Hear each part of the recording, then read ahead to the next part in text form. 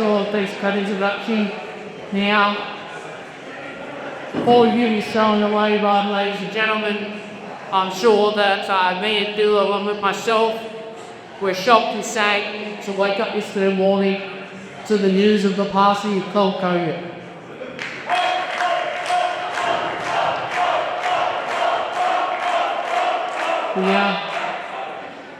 A little over 40 years ago, as a young lad, my first introduction to professional wrestling was on Wondell Sports, Channel 9, and they used to put the wrestling on TV, and the very first wrestler that I connected with, the very first wrestler that I knew was Hogan.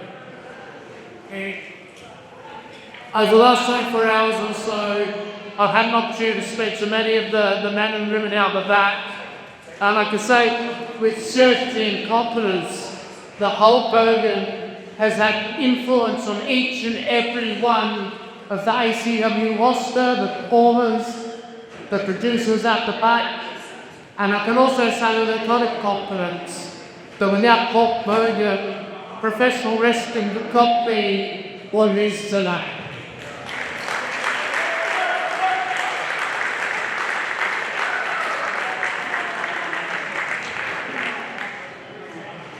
So I'd like to ask you all to take a moment along with myself and the ACW roster as we have a 10-yard salute and we pay tribute to the one and only, the immortal Hulk Hogan.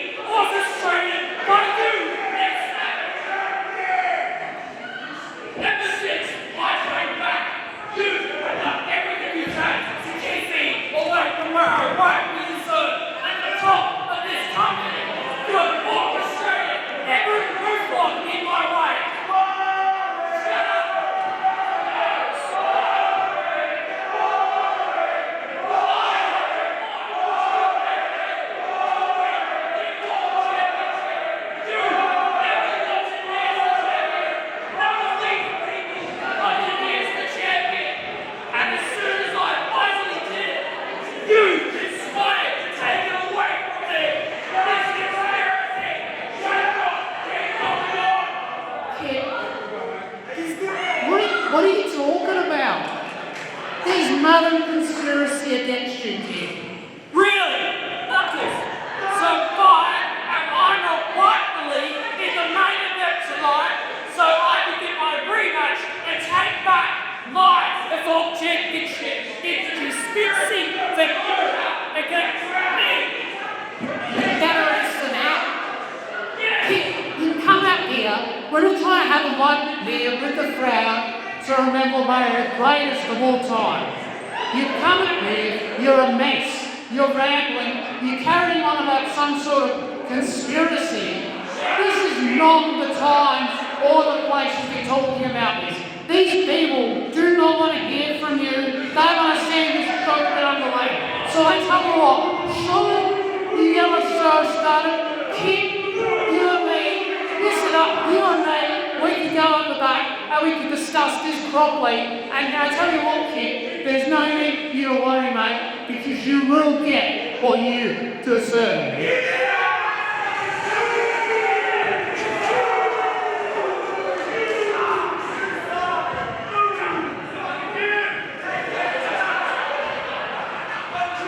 Without further ado, let's begin proceedings. The following contest is a singles match and is scheduled for one fall. Making his way to the ring first.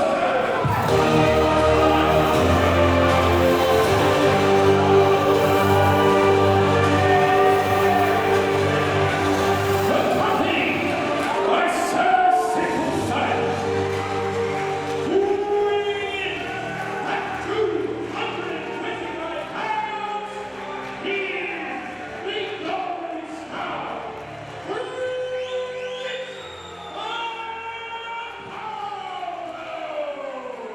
Well, ACW fans, we are on the air. Welcome to Evolve or Dissolve. My name is the historian Angus Ardesi, and I'm joined by a new voice here at the announce desk tonight. It is the one, the only, the party guy, Ty. Welcome aboard, my friend. Thank you, Angus. It's a pleasure to be here tonight.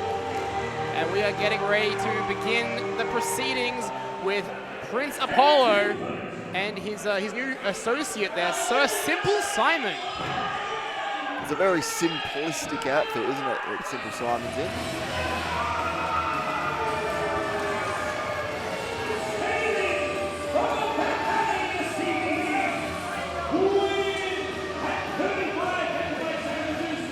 Now that's a wrestler. That guy there, you just know from the dance moves alone that he knows what he's doing.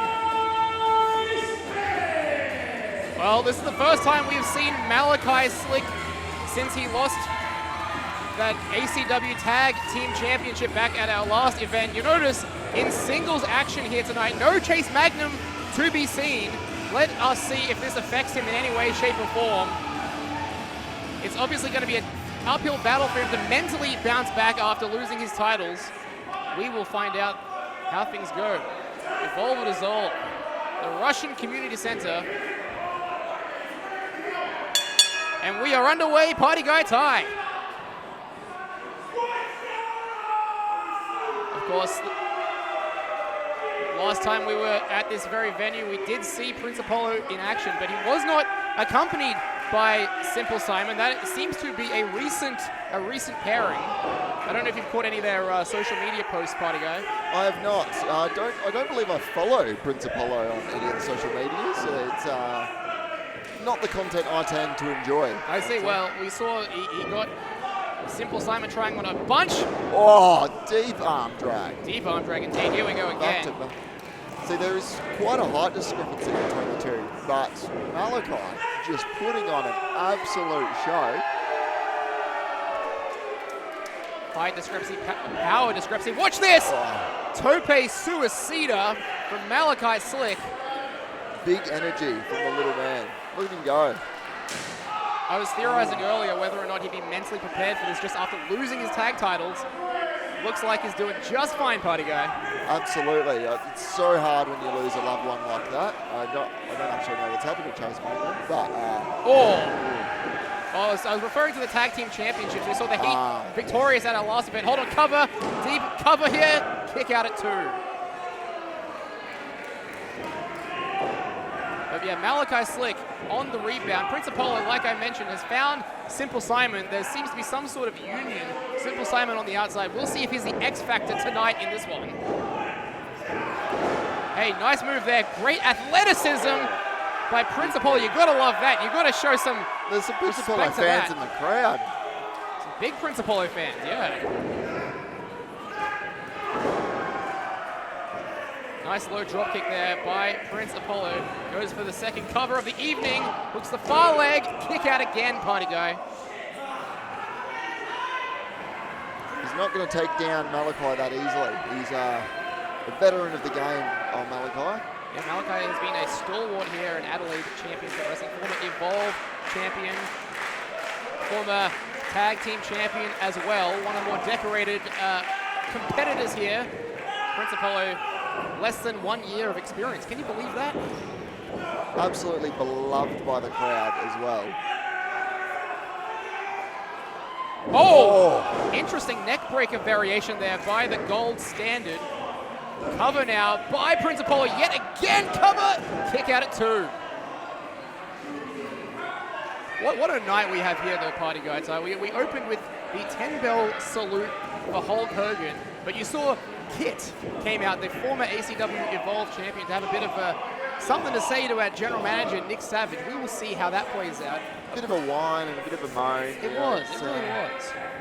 That's not having an old Kit these days. Talking about conspiracy theories, thinks the world is against him. But we saw Zak Sabbath clearly defeat him at our last event back at the Estonian Hall. I was there. That was a clean victory, 100% from Zak Sabbath. An absolute beautiful effort put on. It was a great match. Great match we're seeing right now. Malachi firing up here. Big energy.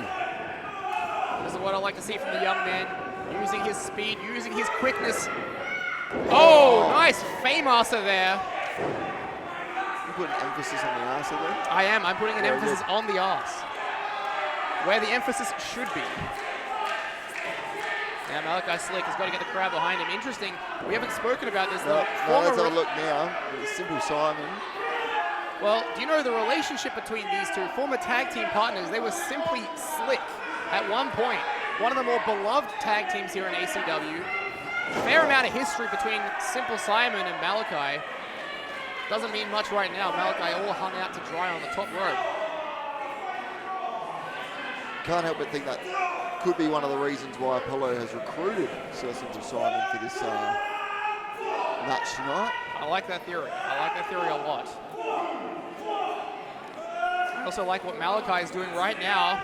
Stunning Prince Apollo. Oh, blockbuster from the top. Huge move. Could be enough. But look, he's got to make that cover. He's got to get him over. Looks the inside leg this time. Cover. Oh! I think That foot on the ropes. Sir Simple Simon with the assist. Taking off already. Putting his boss's foot on the rope there.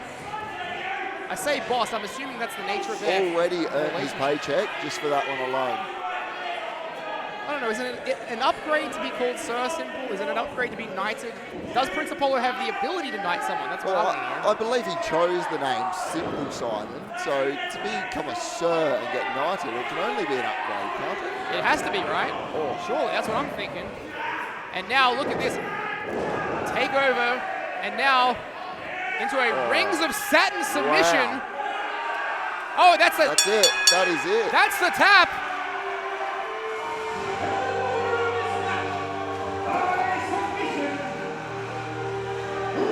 Sir Simple Simon.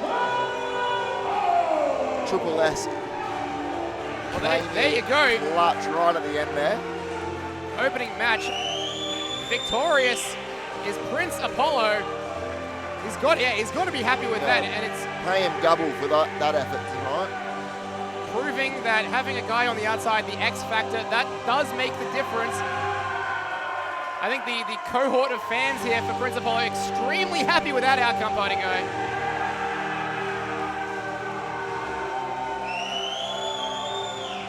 A hero's victory right there. After tonight, I'd like to think Prince Apollo can afford some pants for Sir Simple Simon. Well, there you have it, ladies and gentlemen. Our first match here at ACW Evolve or Dissolve. Don't forget, in our main event tonight, it is going to be Zak Sabbath, the new ACW Evolve Champion, defending against James Kray.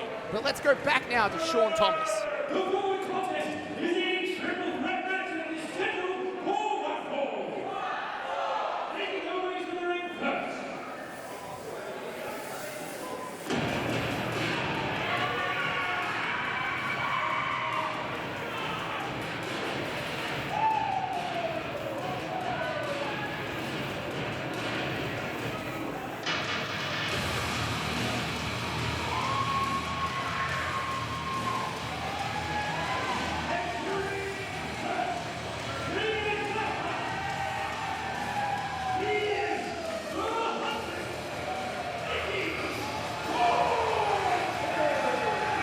Well, Mickey Fortune making her way out for this all-star triple threat match, Party Guy Ty. Tell me, what have you made of her attitude as of late?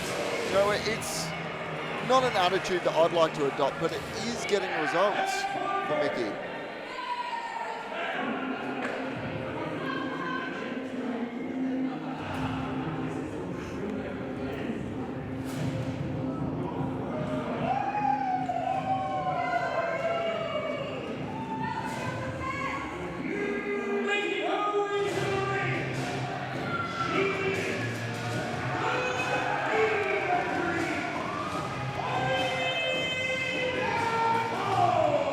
Now, when I saw that Ari Nicole was booked for this show, I was extremely excited, Party Guy.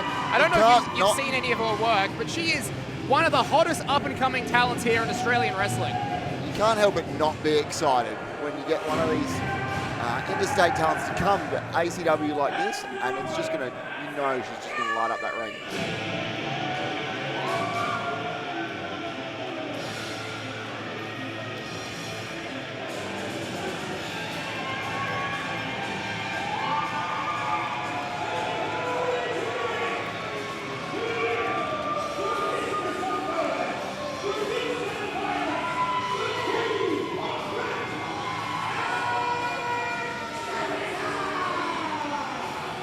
Well, Axe Massacre making a bit of a name for herself here at ACW as of late. We saw there was a bit of an altercation at our last event between herself and Izzy Shaw. Izzy Shaw injured in that entanglement, unable to compete here tonight. But Axe Massacre looking great here in ACW, and I'm so excited for this three-way match. It's one of those attitudes that we're going to see her face-to-face with Mickey Fortune, and I don't know who's going to get the better off in that exchange. I guess we're going to find out, though. Me neither. This is a really interesting match. You've got the Interstate Fever Dream, the Sensation Ari Nicole. You've got the Huntress Axe Massacre, and you've got the Huntress. the Huntress Mickey Fortune, yes, and the Vixen of Violence. How long have you been calling these for? Oh, too many years. Too many years to make those mistakes. A lot of Ari fans in the house tonight, by the sounds of it. Look at the size of her, too. She's not backing down. She does not skip back day in the gym, that's for sure. I see a three-way. Let's see if Mickey's willing to humour this one. Three-way test of strength, perhaps? Nope. There we go. The Huntress has other ideas.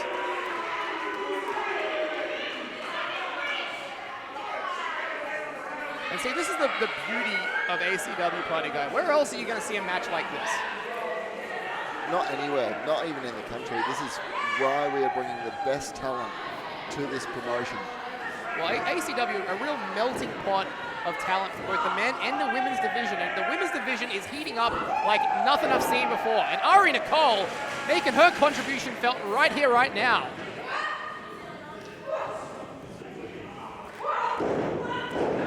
Beautiful arm drag. Yeah. Very unique variations of the arm drag. It's worth noting as well, Ari Nicole, less than 1 year in-ring experience. Can you believe that? I cannot. You guys are going to find out exactly why the Australian wrestling scene is talking about her. Cazadora into an arm drag again. Axe Massacre can just not get the number on Ari Nicole. Axe Massacre doesn't know if she's coming or going right now.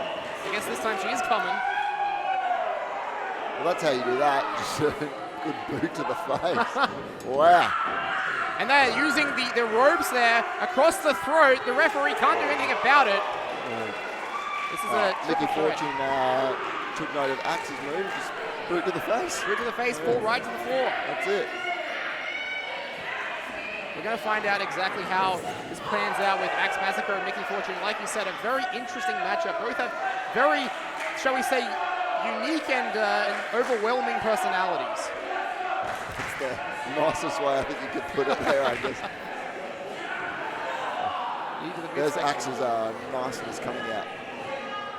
Very, very unique is Axe Massacre. Nothing else you can say about it. Look at this. Now applies a nice headlock there. Sleeper hold, I think, from my vantage point. I can't quite tell. This is a great opportunity. Mickey Fortune on the outside, unable to come in and interrupt proceedings. Oh, wow. What do you call that, a reverse roundhouse? Right to the side of the head.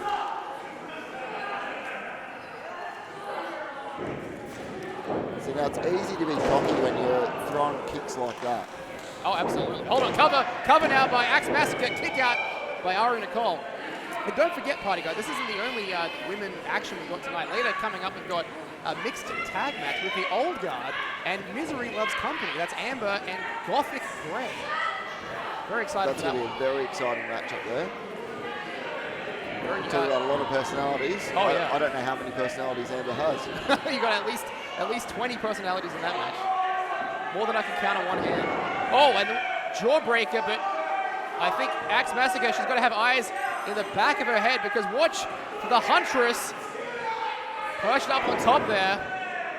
Just biding her time, party guy. Waiting for the perfect opportunity for a high cross body. And that's why we call her the Huntress. Waited till Axe and Ari Nicole were right in target. Stalked her prey very well. Hit the Here mark. we go. Meteora to Ari Nicole. Corner lariat there. And Mickey Fortune just taking control. Just so exciting to watch. Watch Ari, Oh, catches wow. the Huntress.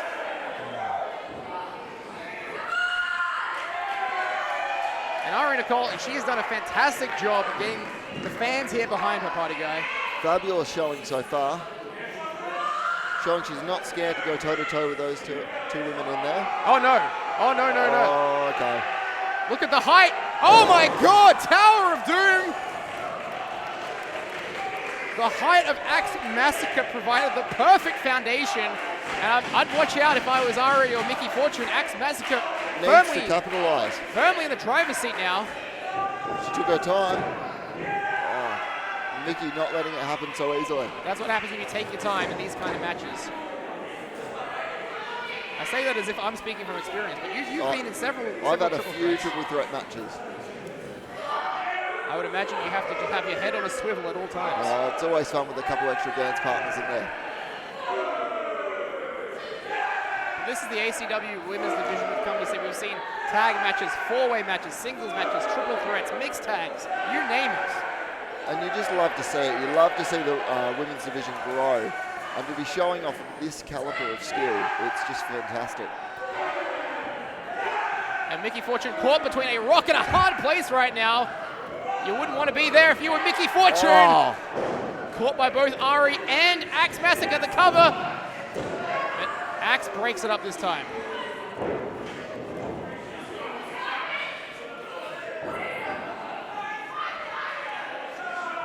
That's always the challenge in these matches. You need to find the opportunities. You need to pick your positions, pick your time to go for the cover. And you've got to make sure that your opponent is not in a position where they can break it up. it's always good to work together, but it always fades away. Only one can win. Nice roll through there by the Huntress. Running STO, beautifully done. Now Ari Nicole sent to the outside, and hey, on the stage, using a crutch, Izzy Shaw's here. What's she doing? Crutch for a shoulder injury. That's Hold on, and Ari Nicole, Ari Nicole. she's got the Huntress all Axe tied isn't up. seeing it. And I don't know, I can't read lips, but there is something going on between Izzy and Axe Massacre here on the stage. Clearly Izzy not happy with what happened to her at our last event. Axe needs to get her head back into the match, though. Oh, I heard Axe say, it's not my fault that you suck. There's some fighting words there. Not much Izzy can do about it though. Big boot. I guess Izzy's just going to be on the stage watching the rest of this one. Oh no! I spoke too soon. Right to the back of the head, and look, the sling is off. I don't think Izzy was injured at all. Oh, here we go. Mickey Fortune to the top rope. Here we go, Mayari. Oh, both of them. Double Mayari. Covered. Stacks them up. 2, 3.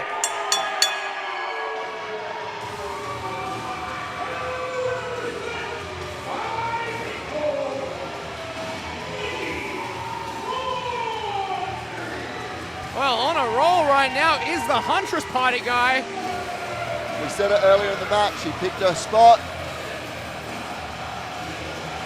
But you got to give a little bit of the assist to Izzy Shaw in that one, you'd have to think. I don't know if you call it the assist to Izzy or just the vital mistake by Axe Massacre to be caught up there. Axe Massacre spent too long, got distracted with someone who wasn't even in the match. Nikki Fortune showing her experience, showing she doesn't care what it takes to win and getting the job done, Partigo. Level heads prevail every time. Big victory. But what a showing from Ari Nicole. Hey, look who that is. We're not done yet, It's Leah Lovegrove. From the top. Catching Nikki Fortune out of nowhere. And just getting some sweet revenge for the countless times that Nikki Fortune has taken it out on Leah. This women's division is just heating up. Man, there's just so many interpersonal conflicts right now. You got Leah and Mickey, you got Axe and Izzy. Just a deep roster of women who just hate each other right now, Party Guy.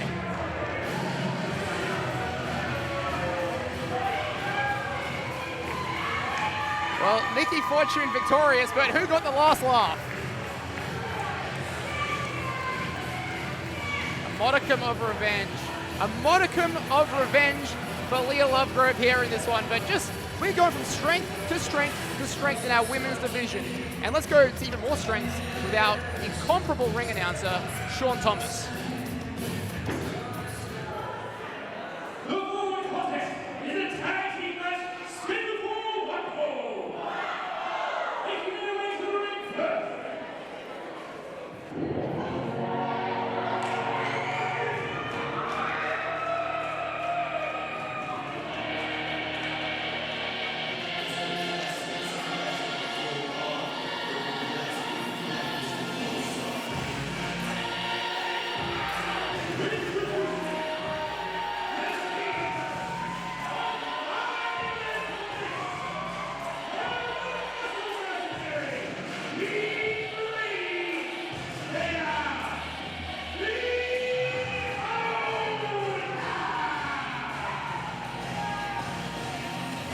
Well, things keep rolling on here at Evolve or Dissolve. We have the Old Guard in the house. Dean Brady, Violet Blitz. What can you say about this team, Party Guy? What a dominant faction the Old Guard have been. They are a bunch of thugs, but you can't have it any other way. This song goes hard, and I love it every time I hear it. It's a great entrance theme that ushers in an ominous warning to whoever it is they stand across the ring from. I've heard it a few times, and it's not exciting what happens next.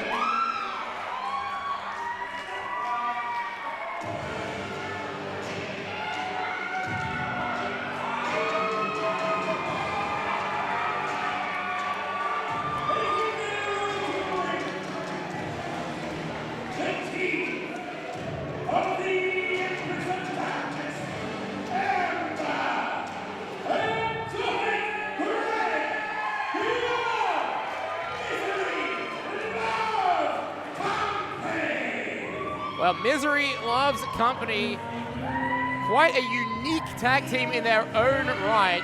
Amber, of course, converting gorgeous Greg Graham into gothic Greg. And what has that done for his career? It has just taken him to new heights, Party Guy. The being put side by side with Amber's given him a newfound confidence. He's come out of his shell a bit more. He's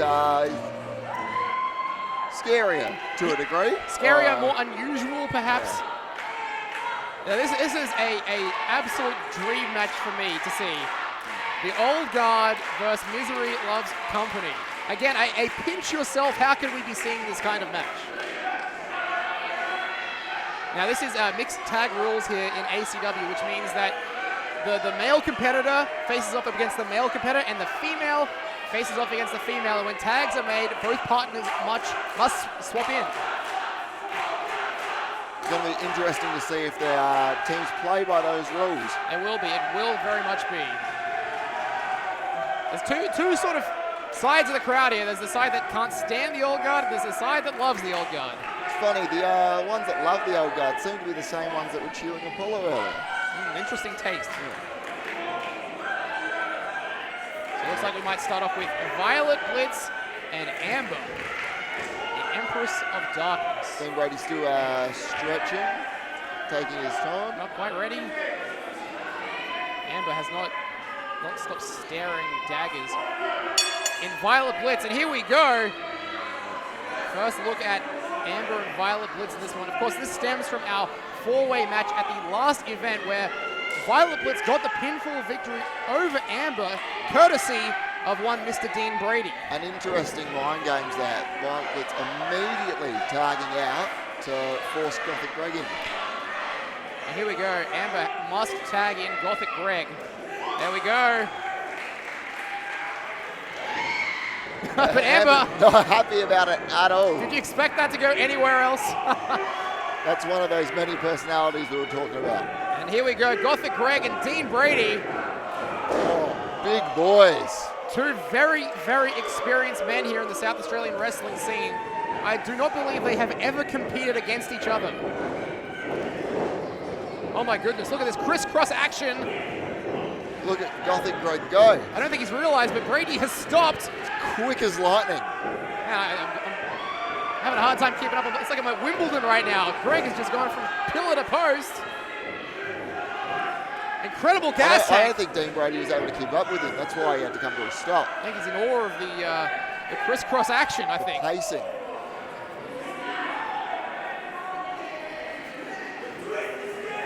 Greg just taking a little bit of a breather here. Oh. This is classic Dean Brady, the thuggery of Dean Brady. It doesn't take much for Dean Brady to knock someone down. I wonder what kind of attitude Dean Brady has. Of course, if you were present at RCW 300, his boss, Chris Basso, lost that grand championship. We saw, of course, Chris Basso here at our last several events trying to become a double champion. Well, that's not going to happen anymore. Couldn't have happened to a nicer bloke. Watch this now, watch this. Oh, suplex there by Gothic Greg. Cover, kick out at one this time. And of course, Gothic Greg and Amber, very successful tag team. Current holders of the Australian National Tag Team Championships. Greg couldn't keep him up right there. You're looking at Dean Brady, a former four-time Right City Wrestling Tag Team Champion. So Tag Team Championship Wrestling is in the blood of these two guys. Tag made now to Violet Blitz. Amber's going to have to enter the ring, but not before. Hold on, roll up now by Amber this time. Cover, kick out at two.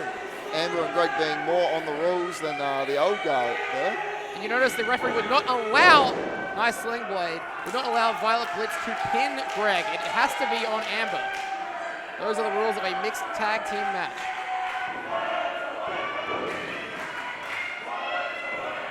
And there's a lot of unfinished business between these two from our last events.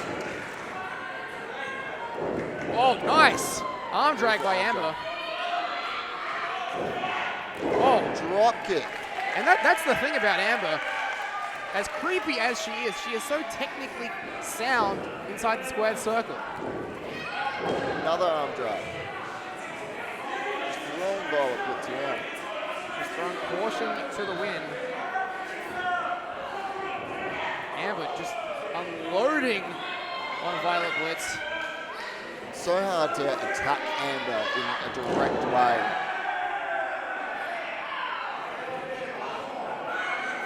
Violet Blitz has a decision to make here. Does she tag in Dean Brady or does she continue to work away on Amber? That is the question.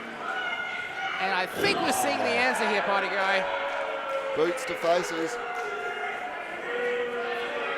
That is a key strategical decision because, of course, if Violet tags out, then the fresh Gothic Greg comes in, you see. I think we need another minute or two to still call him fresh after that run he had just before. The relatively fresh yes. Gothic Greg, there you go. Savage chops from Violet Blitz there. This is very interesting now. Violet Blitz in complete control here. Deep chin lock.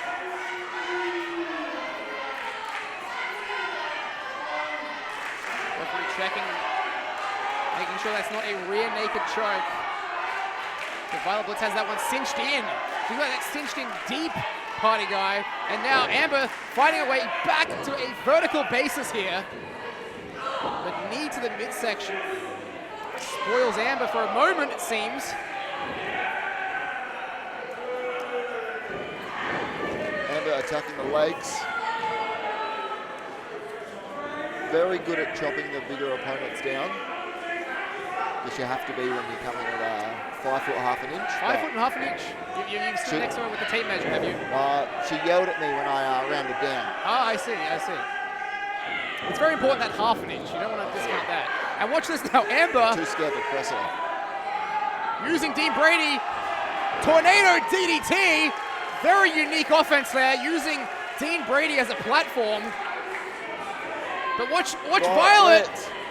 Violet with the wherewithal, but not quite enough strength. Just takes her out, head over heels does Amber. Now she's in a fantastic position to tag in Gothic Greg.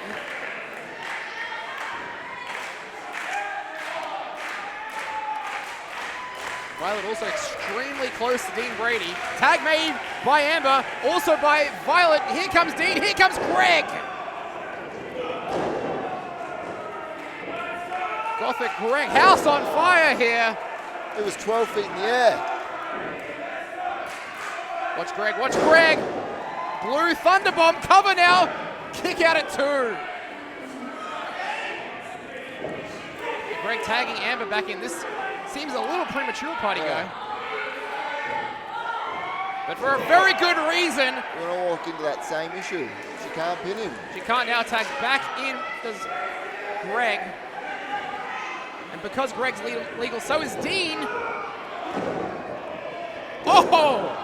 More tag team offense. Using their sizes to their advantage.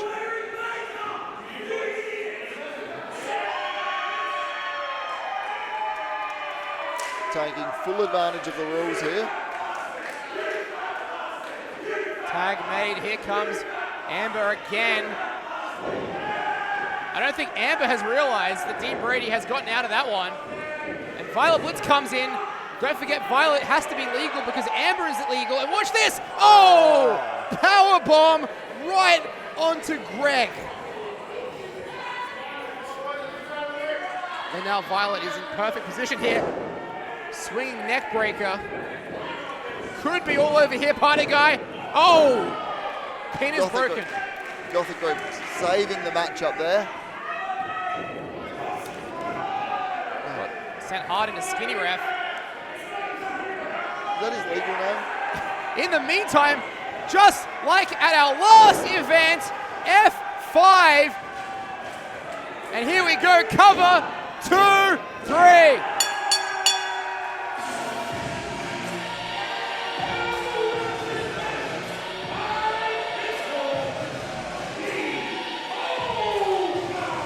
Well, history has repeated itself, party guy. Courtesy. Referee didn't see that Dean Brady was actually the one that did that last maneuver. And wait a second, that's the theme of our heavyweight champion. That's Down Under's theme. And here he is, the Outback legend. And he doesn't look happy.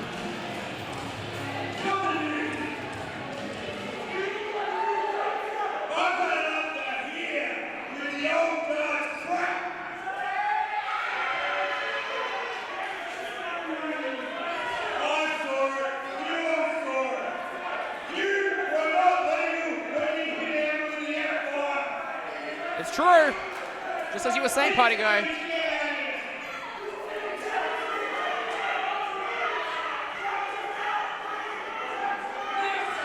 Here's our GM.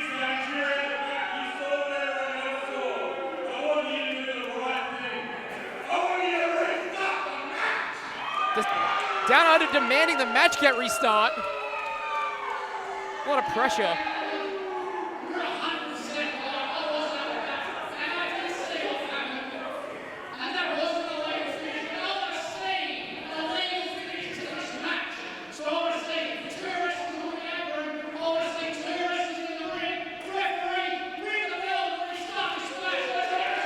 They're going to restart the match. Restarting.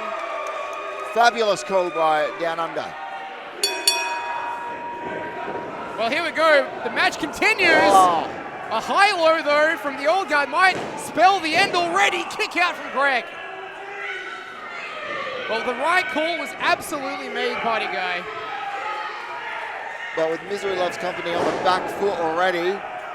And after that spear, could be the Kick same out by outcome. Greg. 2 again. Kick out. How did he kick out of that one?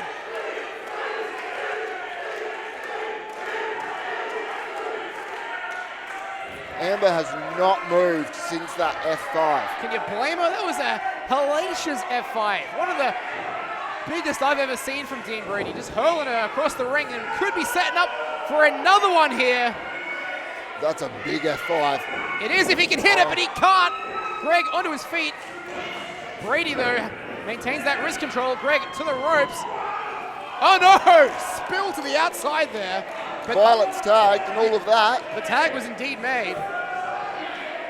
She understands that Amber is still out. And it could be academic at this point. Watch this, hold on. Small package.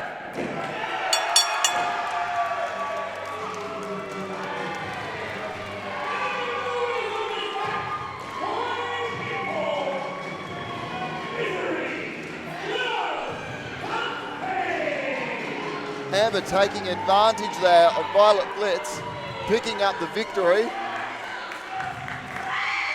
Oh my God. That just woke up every dog in the neighborhood. But absolutely the right call, and you know what? I'm glad to see yet again the old guard getting taken down a peg or two. They can't just come into every company they see and act as if they run the place, party guy. A fabulous call by Down Under and Nick Savage. And the correct winners have come out on top. Look, I know there is no love lost between you and Violet Blitz and Dean Brady. I know that, but thank you for being a relatively impartial commentator throughout that entire experience. And your winners, Misery Loves Company. I hope we get to see them compete again here in ACW. They were fantastic. But coming up next, we saw it on the social media. We've seen it for months and months now. Kaitoa, we know what he wants. He wants a rematch with Adam Brooks. But to get there, he's going to have to go through his opponent tonight, Punch Drunk Istria. Let's go back to Sean Thomas. Excited for this one. The following contest is a singles match scheduled for one fall. Making his way to the ring first.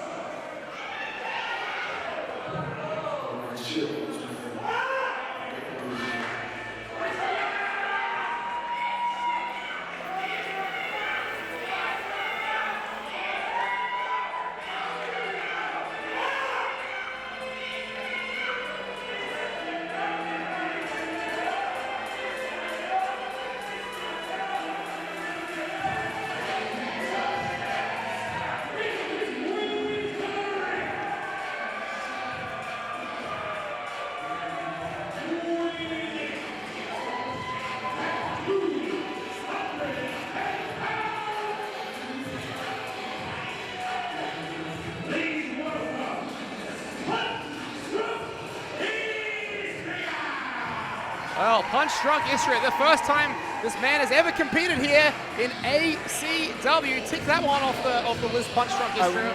What a wrestler to get in here. He's fantastic. He's been around South Australia, Australian wrestling for so many years now. Fellow Queenslander like myself. I'm sure he's lamenting the Brisbane Lions earlier today. Oh, don't start. Might shed a tear or two.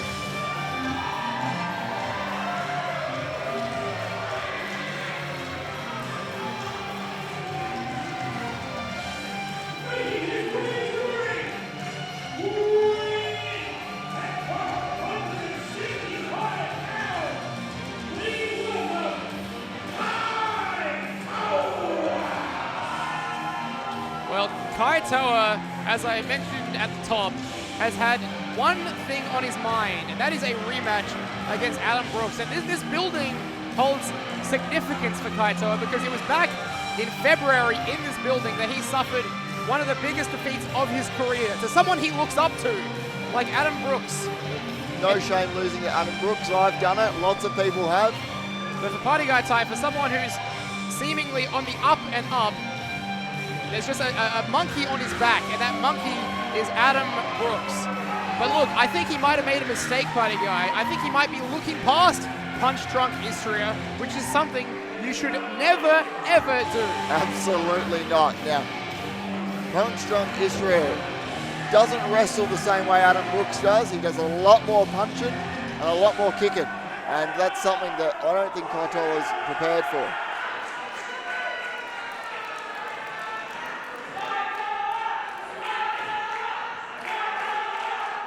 This is going to be a huge test for the young man, Kaitoa, but also a great opportunity for Punch Drunk Istria to cement himself in yet another company here. Bell sounds, we are underway. Handshake offered. Class act from Istria. Or was it?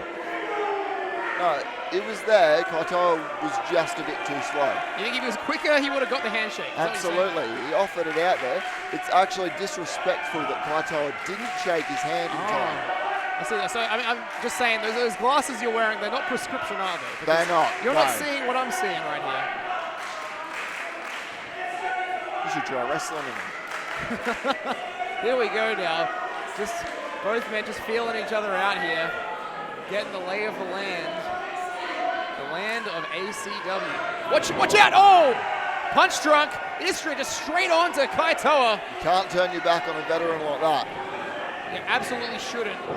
And these are the sorts of lessons that Kaitoa needs to learn Back fist. in his young career. Oh, watch this. Kip up. Oh, beautiful Pele kick there. Caught Istria off guard with that one. Incredible Hurricane Rana there. The height on that one. And Istria wisely going to the outside. I do not think he expected this early from Kaitoa. The height of it was incredible. And Kaitoa, this is what he loves to do, but watch out for Istria. Kaitoa ducks the line. Sunset flip this time by Kaitoa. Couldn't get him off his feet. Big follow-ups. I don't know, is it wise to play the striking game with Istria? I would As say Istria not. just told us, absolutely not. I would agree with that one. Oh my God. Beautiful. Only took one. Yeah, it did. Istria just not even going for the cover, just the ground and pound. Showing this kid who the real veteran is here. As much as I enjoy watching Kaitoa soar high in these matches, he's phenomenal for our young years. I love watching Punch Drunk Istria just clobber people. Oh, I'm a huge Istria fan. I remember many years ago, before he was a fixture here in South Australia, he was a regular in Queensland in my local federations. And he was always a cut above the rest. I remember going to one of my first wrestling promotions. I reckon I was 6 or 7 and I was watching Punch Drunk Istria wrestle back then. In Queensland? It must have been. Yeah. How good. Kaitoa not even a glint in his father's eye at that point. But here he is now wrestling at the Russian Community Center against an absolute legend, Punch Drunk Istria. Just on the outside now, we're noticing Kaitoa. There's a look of, is it determination? Is it trepidation on his face? I can't quite read Kaitoa right now. I think he's just learning that he has to slow the pace down in Punch Drunk. He can't just be run around and jump in a matchup like this. He's got to meet Punch Drunk where he stands. Hold on now, covered by Istria. Kick out again, this time at 1. This is a true clash of styles, clash of experience. Those are some really hard knife edge chops there. Caving the chest in of Kaitoa, who sent hard into that corner there, but out of the way this time. Another Hurricane Runner. Hold on, cover now again by Kaitoa. Wow, that was some unique offense there. Oh, big throw from Istria. Yeah, no chance to even take a moment to celebrate. Istria right on top of Kaitoa. Slowing the match back down again to his liking.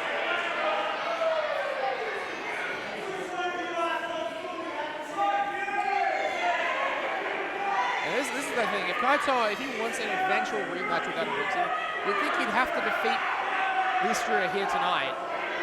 And right now, he's looking at a pretty dire circumstances. Istria taking the time to get to know the crowd. Man of the people. Again, just cycling them out before they can cycle him out. Just trying to unscrew the neck of Kaitoa. Kaitoa using the fans here, using the energy to get back to a vertical basis, but cut down again by Istria.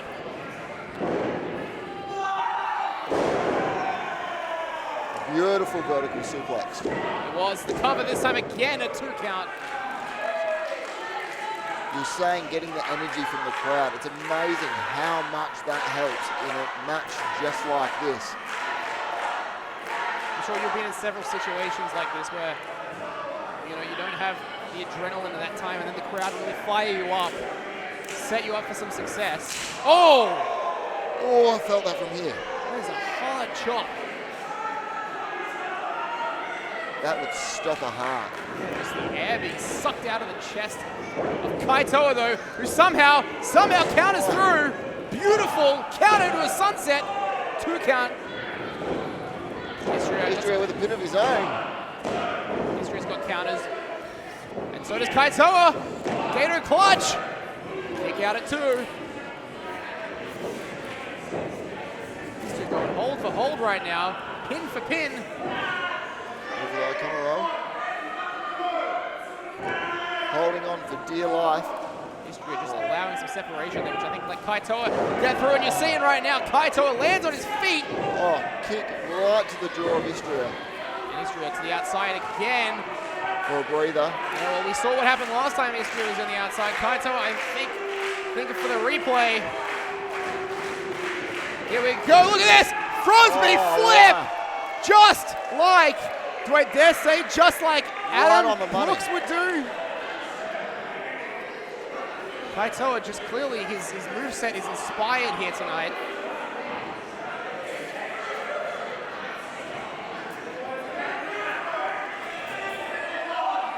The young Kaitoa spilling to the outside now. The count is on. Fans really appreciating this one.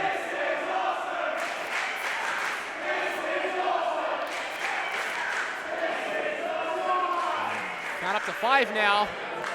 Kaitoa's got to get back in the ring. Istria's got to get back in the ring.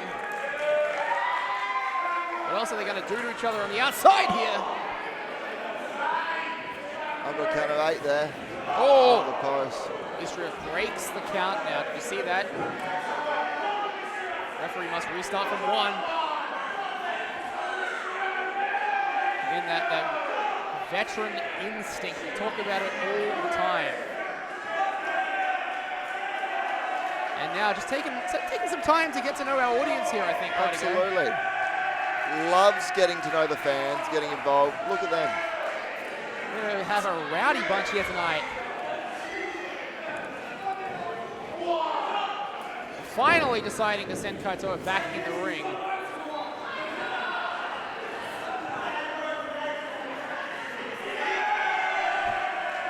Here we go, Istria bringing Kaitoa back up. Could be thinking powerbomb, maybe pile driver, maybe shoulder breaker. I've been on the wrong end of that one, and it's not pleasant. Cover, 2 count again. Could be separating Kaitoa's shoulder. I think that's what Istria's detecting. Hold on, cover again. Oh, look at that Kaitoa favoring that shoulder party guy. Istria is one of the most technical and hardest hitting wrestlers I've ever shared the ring with. And the fans here just taking glee. They want another one. Taking glee in this punishment. Kaitoa isn't.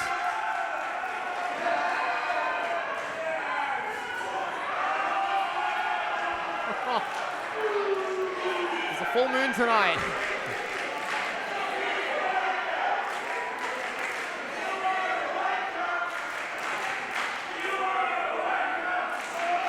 Hey, Patagon, isn't that that's one of your moves? That's one of yours. He's learnt it from me. He's been watching a few of my matches. He's been watching you on the ACW Vault. I know I'm plugging another company, but you know. Watch now. Oh, bringing up that arm. The hips don't move quite like mine do, but he gave it a crack. That's all you can ask for, right? Valiantly fighting back as Kaitoa, but Istria just has... Just taking it out on that shoulder. It's like a surgeon just with that precision right there. And this is the kind of situation that Kaitoa has to get out of. He has to know how to get out of these dangerous situations because the pace has been slowed down to a crawl and Istria just working on a single limb. It's not something that Kaitoa is used to. Even that match with Adam Brooks didn't slow down to this degree. Well, Adam Brooks not as technical, I would say, as Istria. I think that's a fair statement. Istria just inviting those forearms from Kaitoa. Inviting 10 or more from Kaitoa. He's not giving up, bro. Again, we talked about this. Kaitoa going strike for strike with one of the best pure strikers here in Australian wrestling. I think it's having some effect though, able to break that grip that Istria had on him, went for that knee. And there are those Kawada kicks. Just right to the temple. Oh, but nicely done there, blocks that strike. There we go. Dropping Istria on the back of his head. And that could daze Istria for quite some time, allowing Kaitoa to find his bearings. Maybe spoke too soon though.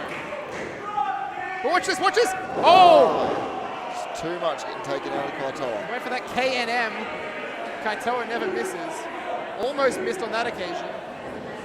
And now thinking, oh. Powerbomb maybe? I think not quite. Can he get the strength? Yes, he can! Folding him like an accordion. And the reason for that was because of the work that had already been done on that shoulder. It's taken the strength out of it. It was a miracle he was able to get him up there. But this is what Kaitoa still has to work out within himself. In those situations, should you be trying for a powerbomb? Look, when you're in there with a competitor that's larger than you, that's been working your shoulder the way that they have, it's not the smartest idea to go for it. It came off this time, but could have been so poor for Kaitoa. Could have. Now watch Kaitoa. Wait. Swanton. Another page out of Adam Brooks' book. And not going for the cover. Hold on. What's that all about? Just went for Adam Brooks' own finishing maneuver. The Swanton. And now Kaitoa says, I want to do things my own way. The Kaitoa way.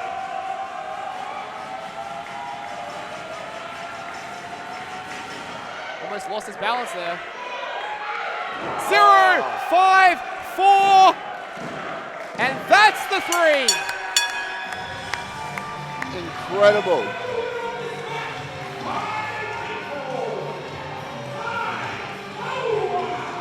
Kaitoa gets it done, victorious over punch-drunk Istria. Arguably his biggest challenge to date, party guy. It's an incredible victory from Kaitoa. You gotta be happy with a victory like that if you're the young Kaitoa. It was ugly at times, but the W goes in the column for Kaitoa. No quit in the kid. No quit. Absolutely no quit.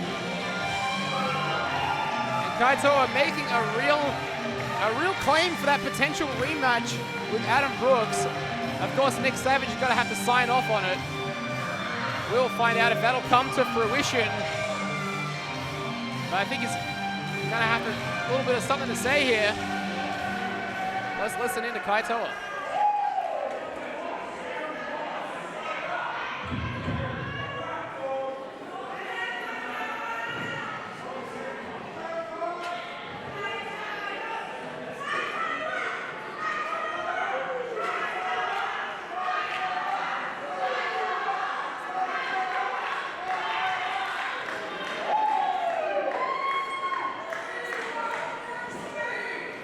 Are you watching this team? I've just beaten one of the very best Australia has to offer. August 16th, redemption. You'll see. August 16th will be my redemption. When I go across the ring from you, and I beat you.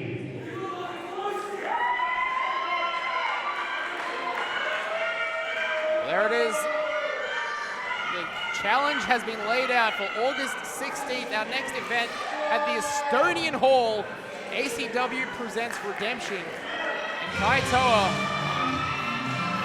he wants Adam Brooks. Looking forward to seeing that rematch. Well, hold on. We can't put the cart before the horse. Of course, it has to be signed off by our general manager, by Zak Sabbath.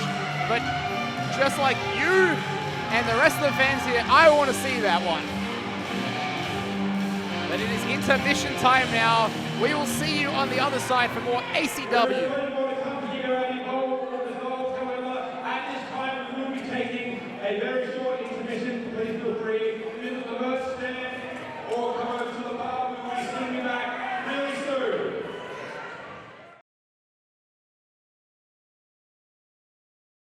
It is now time for the ACW Heavyweight Championship match. Making their way to the ring first.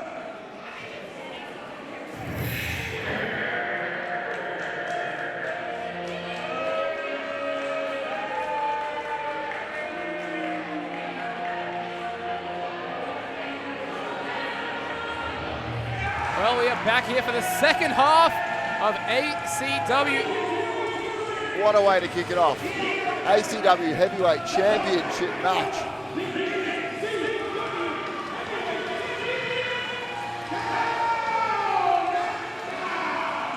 And you almost feel like Down Under has exercised the demons here at ACW after defeating Chris Basso in that hellacious no-holds-barred match at our last event. Now, with the challenge ahead of him, let's hear what our champion has to say. Good evening, ladies and gentlemen. Are we enjoying ourselves tonight? They said before a new era, I said that I wasn't happy with the amount of times that I defended this grand championship.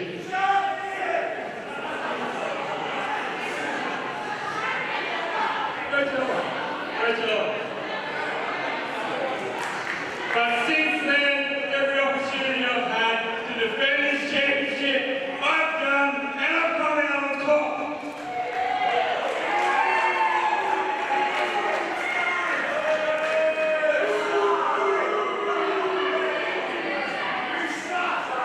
Then we come to tonight. You are all privileged to be graced by his presence. This man is an Australian wrestling legend. This man is Mr. Juicy, Down Under announcing his own opponent here. By the way, I think they got the music cue wrong because that's Down Under's theme again. What's going on here? What is that? What am I seeing here? Ah.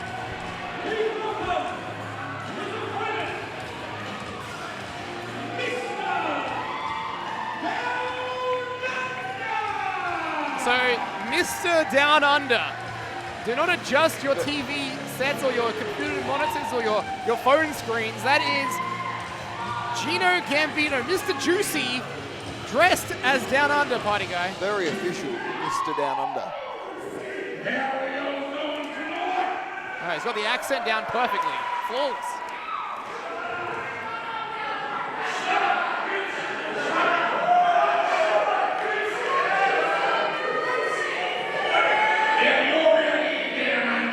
Talking about sandwiches for your kids.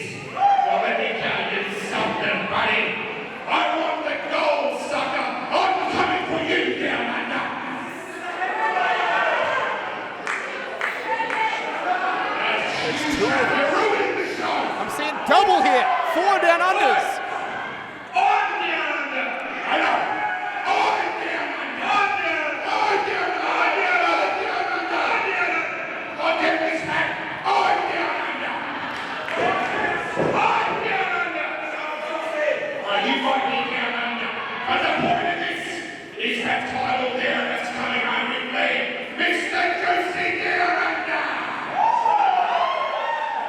Worked it out. The real down under's wearing knee pads.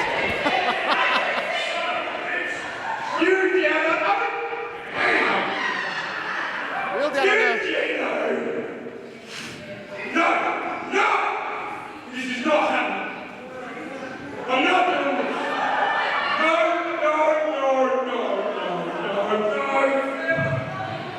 No. Mr. Juicy thinking, down under thinking twice about this one. Oh, nice. Having an identity crisis.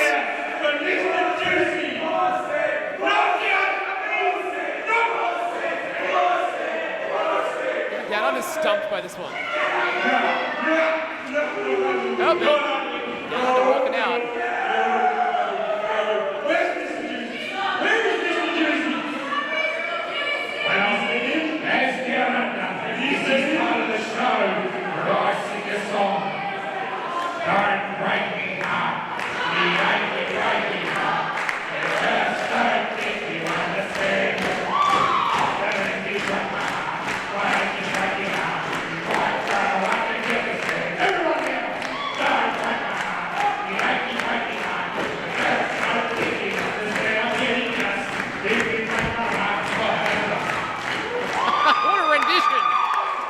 Cyrus over here. I didn't realise down under could sing that well.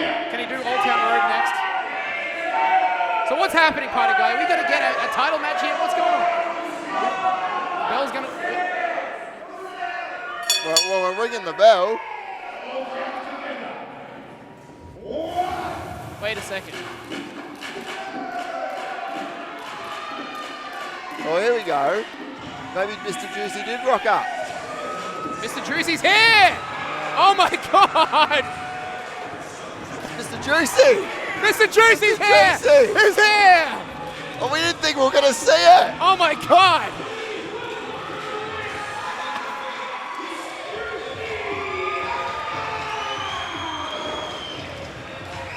Anything can happen in Adelaide Championship Wrestling. Our champion is now Mr. Juicy Under. Is that right? Or down Juicy? Or I call him whatever you want. We're going to have a championship match here.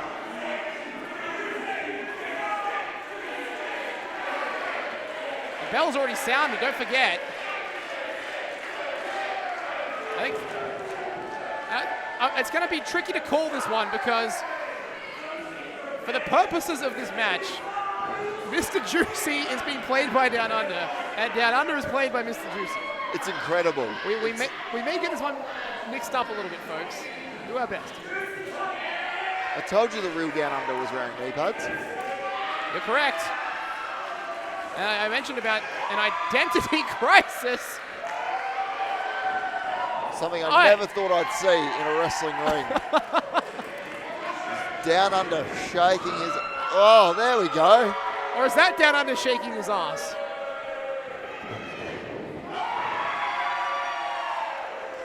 Well, Down Under said he's a fighting champion.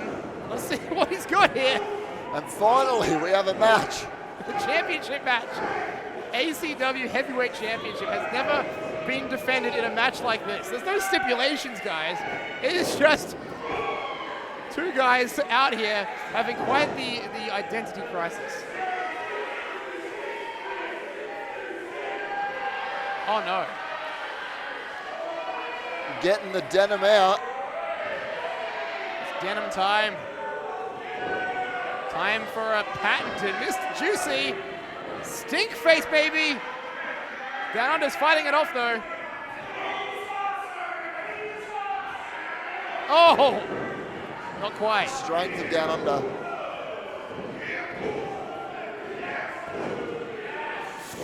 Here he comes, Mr. Juicy Down Under. Flattens the original Down Under in the corner. I think Here we go. we're going to see how it's really done, party guy. The denim's coming off. I'm glad we're at this We vantage are on point. the right angle. We are. Oh no! Josh Stewart is on the wrong side of town for that He one. didn't deserve that. Oh no. Josh Stewart, the referee. Down Under's pants are still unbuckled.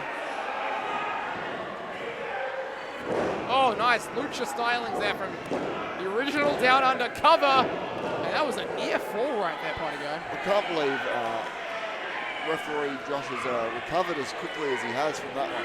It's devastating. I know, he's going to be tasting sick in his stomach for weeks now.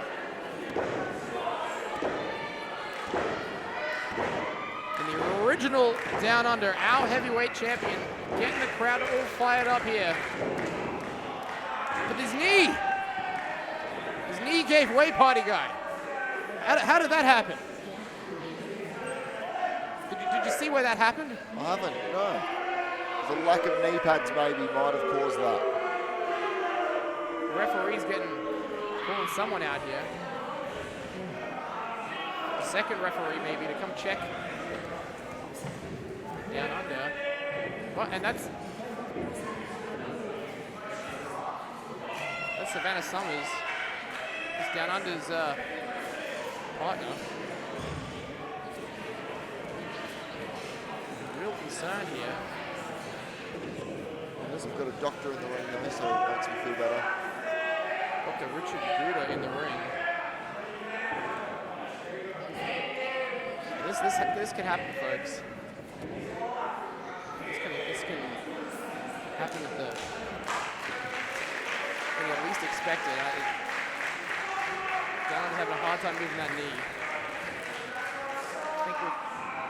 I think we're going to have to call this one.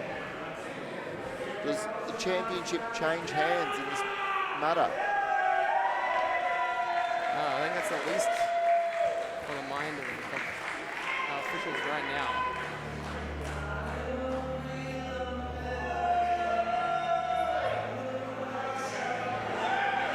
What is that music? Well, Heard this before. wait a second! Down Under! He was faking it the whole time! I don't know if he was faking it or he feels the power of the Hulkster Either way, overcoming him. the immortal one seems to be flowing through the veins of Down Under right now.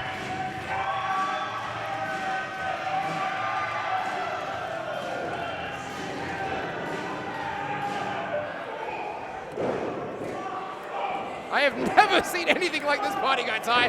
Down Under I don't know what to think at this point. has got a new lease on life here. Big boot! Are we going to see it? Are we going to see it? Down Under, Listening to the roar of the crowd. he hears the people. Atomic leg drop, cover, 2, 3. And Down Under retains in unusual circumstances.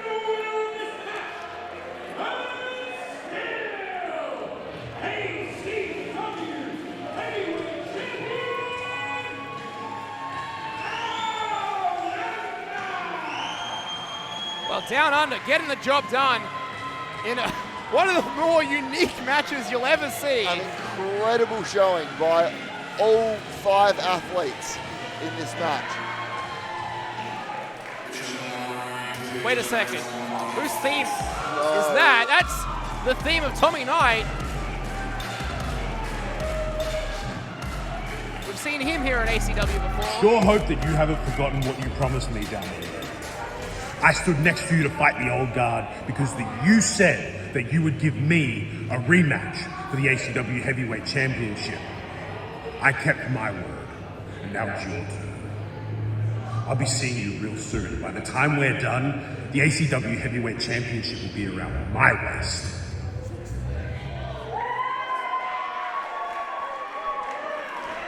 Heard that plain as day. Tommy Knight wanting a rematch for the ACW Heavyweight Championship. Well, Down Under did promise Tommy Knight. He promised him if he helped with the old guard, the rematch would be his. Could we have another match set for redemption? August 16th is shaping up to be quite the event. You will not want to miss that. Wherever you are in South Australia, you want to get your tickets for that one. But let's go back now to Sean Thomas and continue Evolve or Dissolve. The following contest is a tag team match and is for the ACW Tag Team Championship.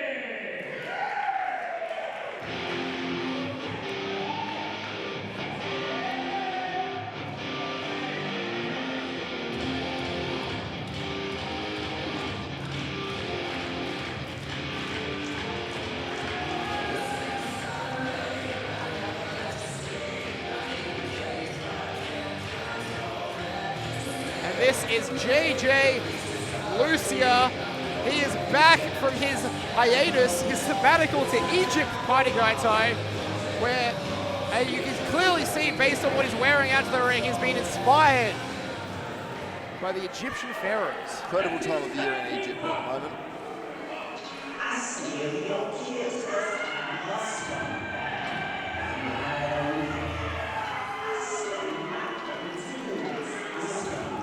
And here he is, the scumbag, fighting Joey Triton. He's been on quite the roll here in ACW. Now teaming tonight with JJ Lucia. They are the #1 ranked team going up against the Heat. And party guy, it's time to go to Hollywood. Because it is time for the Heat.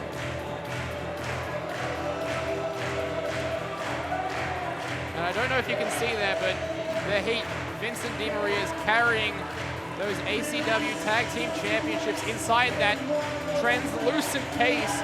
That is because Matthew Hayter, who is not here tonight, does not want anyone else, aside from him, touching those championship belts.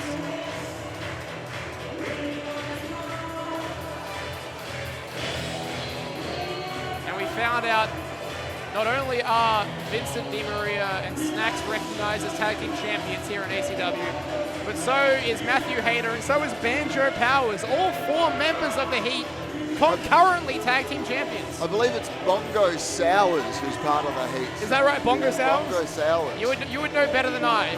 Banjo wouldn't get caught up in this kind of crowd. Banjo Powers, no. He's too busy partying hard, I would say. Partied a little too hard, if you know what I mean, last night.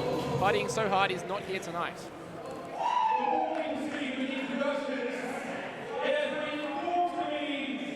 By decree of one Matthew Kaitoa, that his ACW Tag Team Championships are not to be touched by the 2 men to my left. And so, that is why they are protected within this secret bag, and now we relinquish to our referee the finding of this match. See-through bag. I prefer translucent case myself. I do too. I'll get that note to Sean Thomas. Incredible that these 2 were the men that actually won the Tag Team Championships, yet Matthew Hayter doesn't allow them to touch him. The following contest is for the ACW Tag Team Championship. To my right, the challenger. First, he is fighting Joey Triton. There he is, fighting Joey Triton. Fear the spear. And his tag team partner, hailing from New York by way of the Valley Kings, Double J Lucia. Double J Lucia back in ACW. Could be looking at the tag team titles tonight. He is Vincent DiMaria, Ichira #1.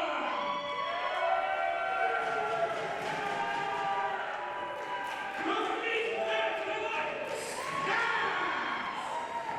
They are the ACW Tag Team Champions. Give it up for the Heat. think the Heat would be as hot if they just took off the turtlenecks. I know, that's probably why they're called the Heat. They're sweltering in those things. I mean, I could use a bit of the heat today. It is a cold, balmy, rainy Adelaide day outside. And here we are, the Heat Tag Team Champions, and we have quite the contest here.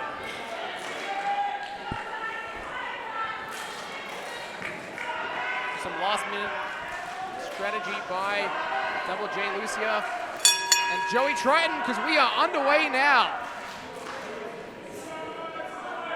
Double J Lucia, he's a veteran party guy of nearly 20 years. Got his start in Riot City Wrestling way back in the day. Has competed in pretty much every company you could imagine, and now here in ACW. It's an incredible resume. It really is. It really, really is, and it's just been, it's great to have these guys like Double J and Lucia around still. The founding fathers, you could say, of Adelaide wrestling. And I'm not sure which member of the Heat is gonna go in here. I know Snacks is in the ring, just contemplating, locking up, and here we go. Just overpowering Double J Lucia. Look at that bicep of Snacks. You know, the posters don't quite work when you're wearing a turtleneck.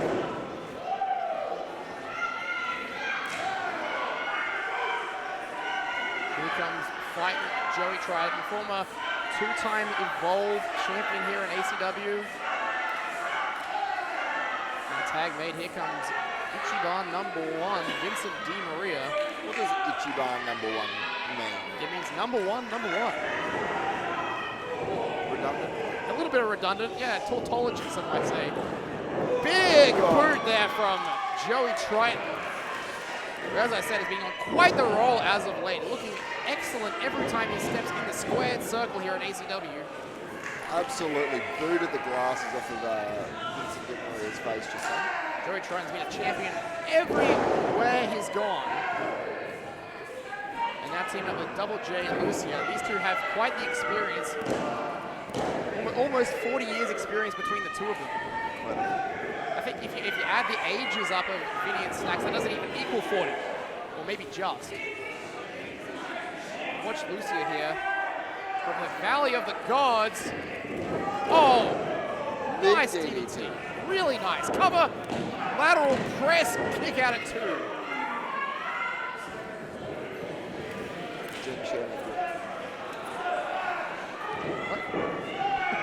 Double J Lucia now tags out. Here comes Joey Triton. Coming in. Setting up Vincent DiMaria. Nice body slam there. Off the rope for a splash this time. Hooking both legs. And what do you know of Joey Triton? Have you shared the ring with him, Party Guy? Not for many years. No, I do know that spear, though, is one to look out for. We saw that spear almost get the job done against Dean Brady, who has quite the spear of his own, you'd have to say. That's good company to be in.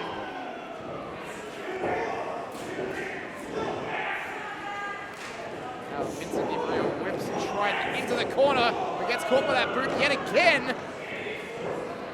Floundering into the middle there, tag made J.J. Lucia. Of course, it's called Double J because he used to go by Just Josh way back in the day. A homage to his previous incarnation, but now you can see with the face paint, with the gear, inspired by his recent trip to Egypt. Far too many Joes. Now this is the 3 amigos. I'm not sure what the word for amigo is in Egyptian. You'll have to forgive me for that one. I haven't been studying my Duolingo enough.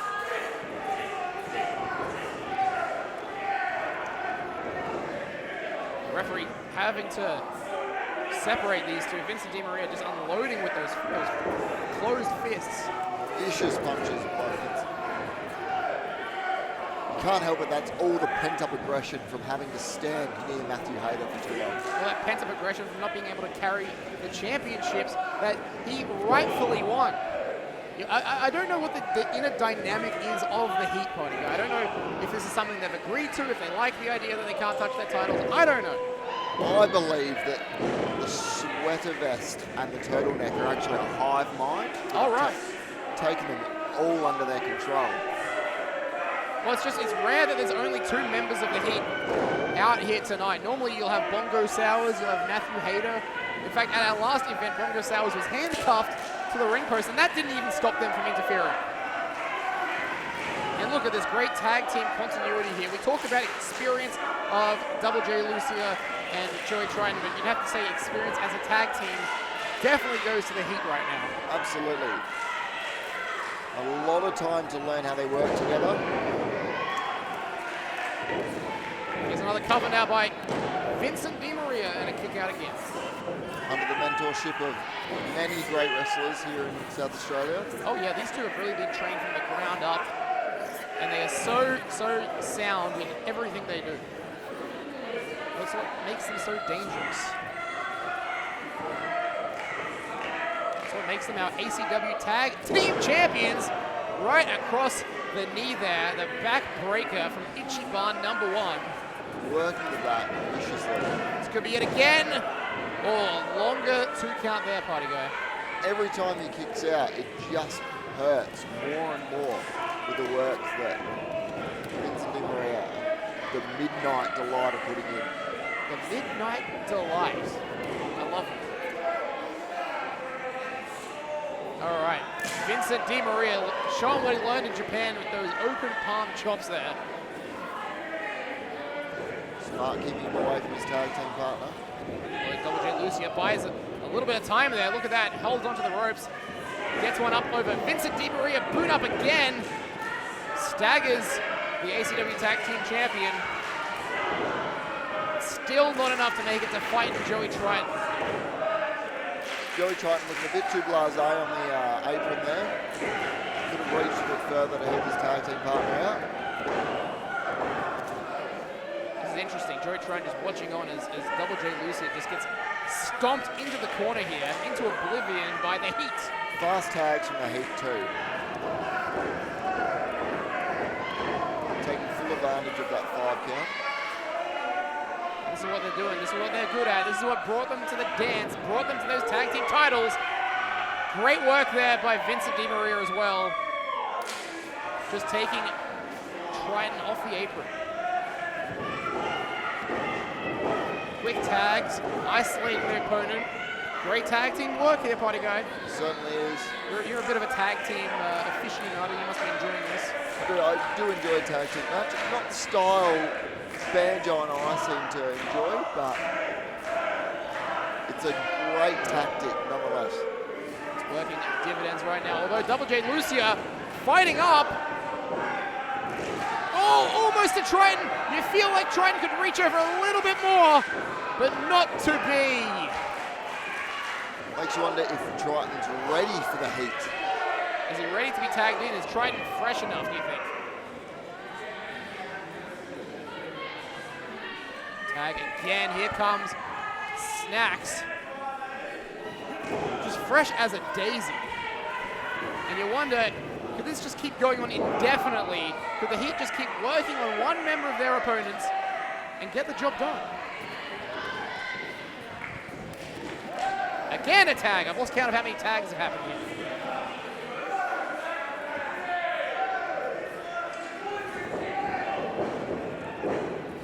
Oh, wait. Double J counters. Sends Vincent DiMaria into Snacks. Gets the drop kick. Didn't make the tag. The glasses have come off, and now the prime opportunity to get to his partner, to get to Joey Triton. There we go, and the referee saw it. The tag is made. Here comes Joey Triton. Big boot. Takes off Snacks from the apron. Belly to belly. Cover now. Kick out by Vincent DiMaria. And here it is. He's lining it up. Lined up for the spear, but Double J Lucia tagging in. Don't know how smart this is. What's this all about now? Double J Lucia has just borne the brunt. And there you go, lariat from Vincent DiMaria. Vincent DiMaria now sets up for the X-Plex, and that could be the exclamation point. Yes, it is. And again, Joey tried not putting a lot of effort in. He could have broken up the pin, but chose not to.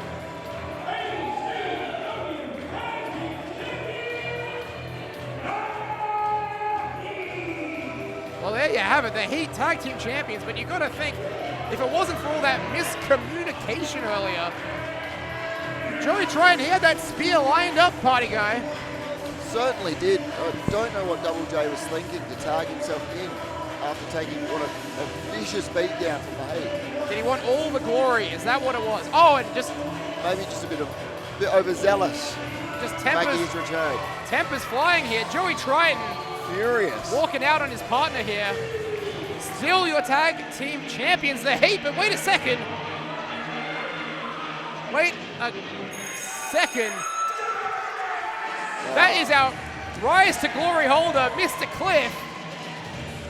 And that is the Rise to Glory briefcase, which could allow him a championship opportunity here tonight. I'm trying to cash in on the Evolve Championship, the Heavyweight Championship, but tonight, third time, is the charm. You boys are done for as soon as someone from the back is smart enough to realise that they're about to earn themselves a free ACW Championship. Wait a second.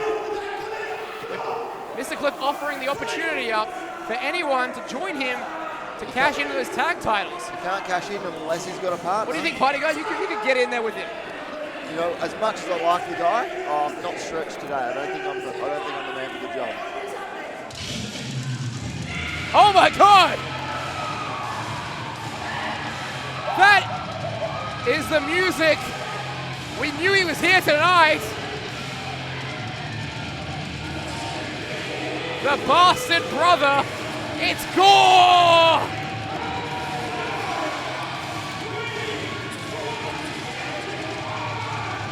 I don't think Cliff could have asked for a better tag partner. Has Mr. Are Cliff... the Heat ready for this? Mr. Cliff has won the lottery here. If Gore indeed is his tag team partner. What a pull for Mr. Cliff! If I were the Heat, I'd be getting out of it.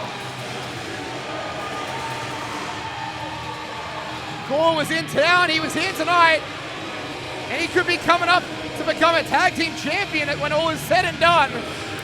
What is Matthew Hayter going to say when his boys lose the championships?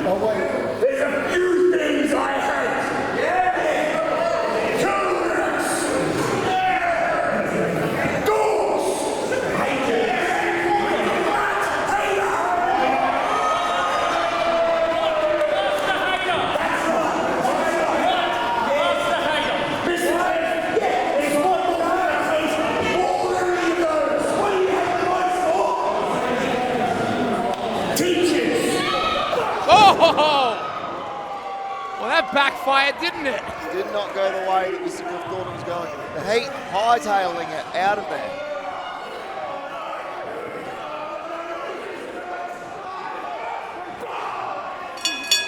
Here we go, impromptu match. I think just at the behest of Gore, referee Josh Stewart says, ring the bell, and here we go. I don't think you want to get on the bad side of Gore. We got Mr. Cliff versus Gore here. What a throw. And this did not turn out at all how Mr. Cliff envisioned.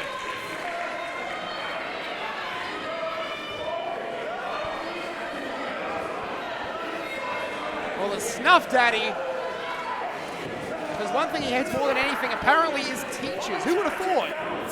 He seems rather well educated, does Gore.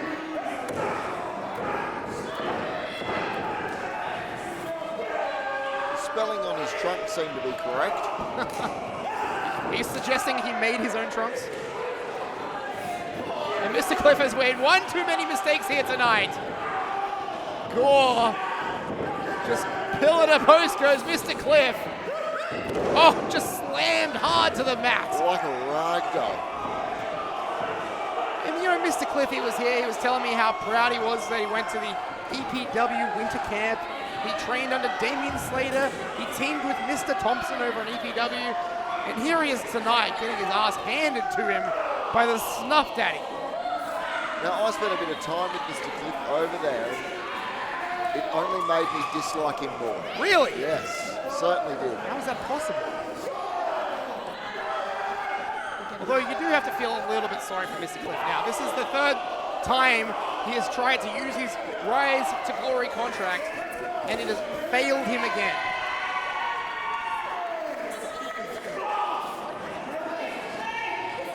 Trying to get away from Gore, I don't think it's working.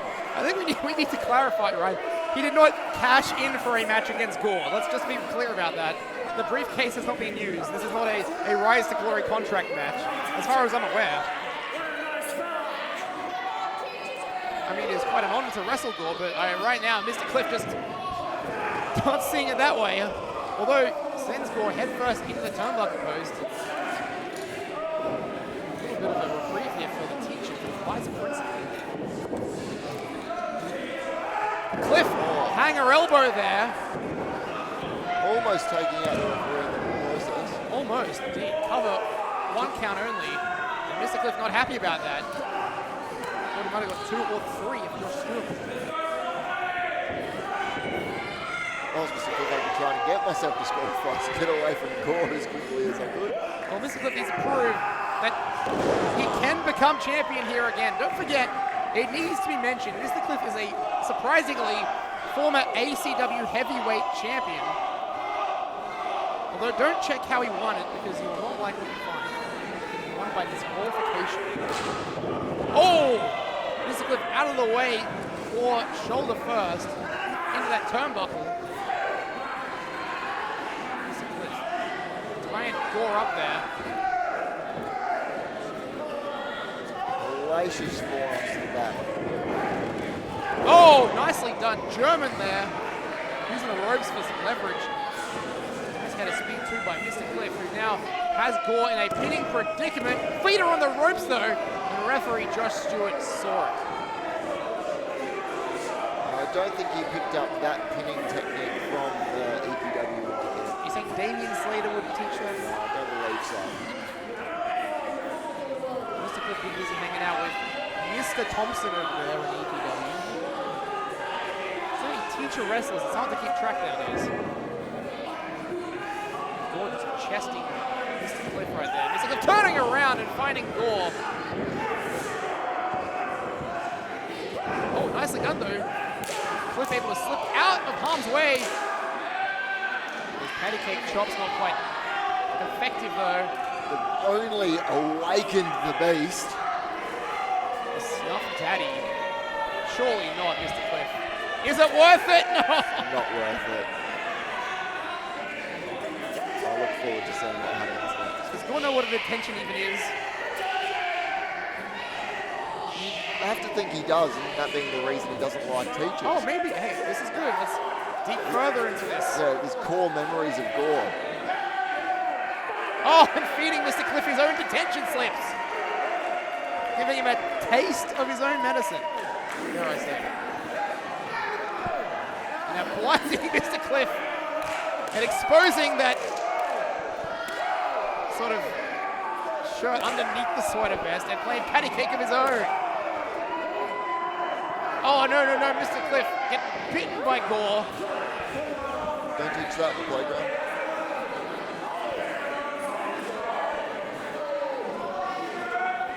This Gore is just, look at the size of this guy, just posing to the referee. And now Mr. Cliff has trapped Gore with the sweater vest, the O'Connor roll, the cover. No way!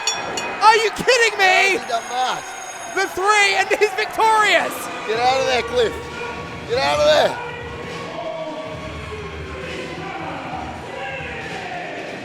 Mr. Cliff has just beaten Gore.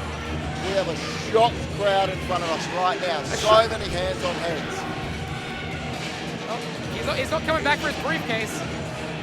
I wouldn't be coming back. Gore's hightailing after him. He's a dead man, he says. Jeez. Well, ladies and gentlemen, Mr. Cliff victorious, but it is now time for our main event.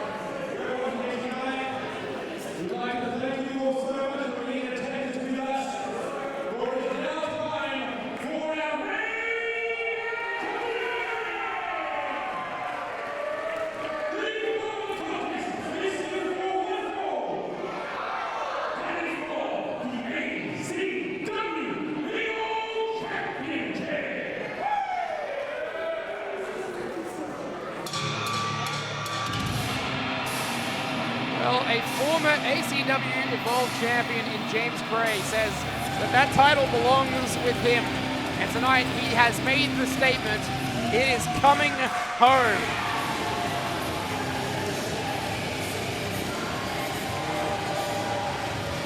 James Kray once held that title for 371 days.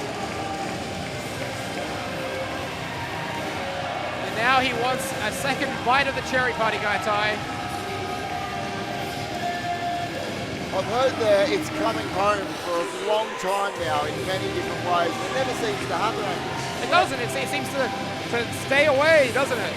And tonight, James Kray, he wants to be champion again, but he has to go one-on-one with someone he has never faced in a singles match before. Someone who is a former Riot City Wrestling champion, an ACW Heavyweight Champion, and now the ACW Evolve Champion. Let's see if James Kray has what it takes.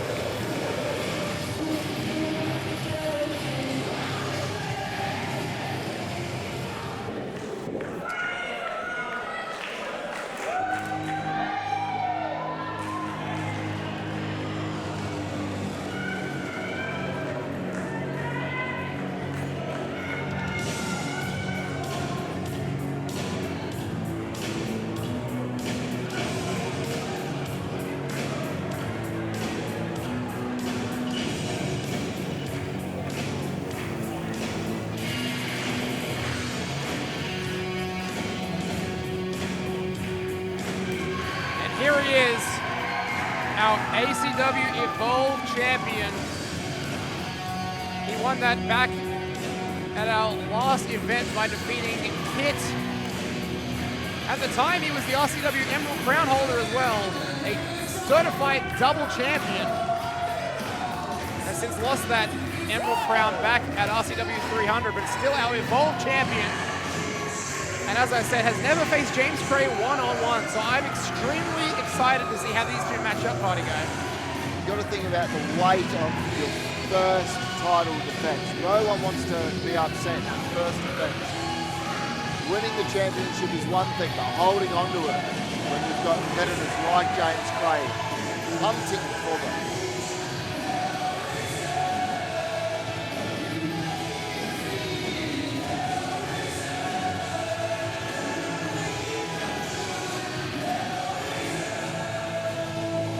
It would only be appropriate to mention Zak Sabbath coming out to Hellraiser. Of course, written and performed by Black Sabbath and Ozzy Osbourne, the late great Ozzy Osbourne, who sadly passed on earlier this week. A huge influence on Zak Sabbath, but let's go now to Sean Thomas.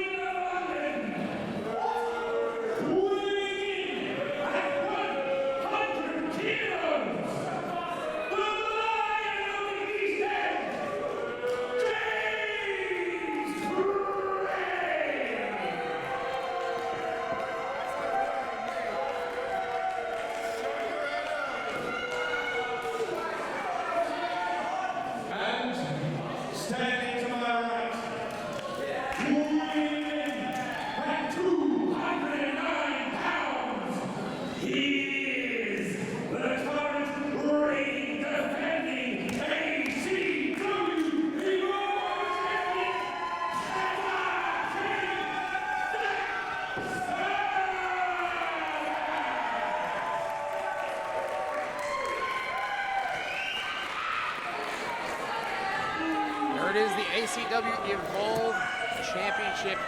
How fitting in the main event here of Evolve or Dissolve. You have the Evolve title on the line in a first time ever matchup. How could it get bigger than this, party guy? I'm so excited. This was always going to be match of the night. There's two competitors going head to head for the first time.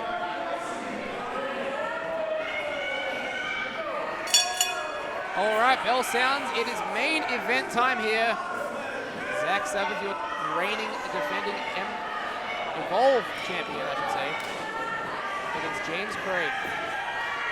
And that title, it's as you mentioned earlier, you do not want to lose it in your first defense, but that seems to be a little bit of a trend that has been happening a bit lately.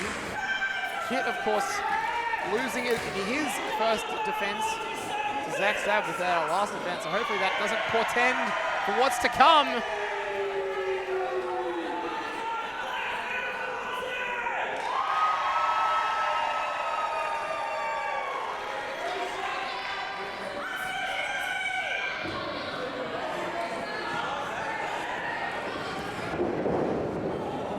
This is going to be a true clash of styles as well. We know James Kray, the technical wrestler, the grappler, that British strong style. Zak Sabbath, more of a striker, you'd have to say, more of that sort of All Japan Kings Road sort of style.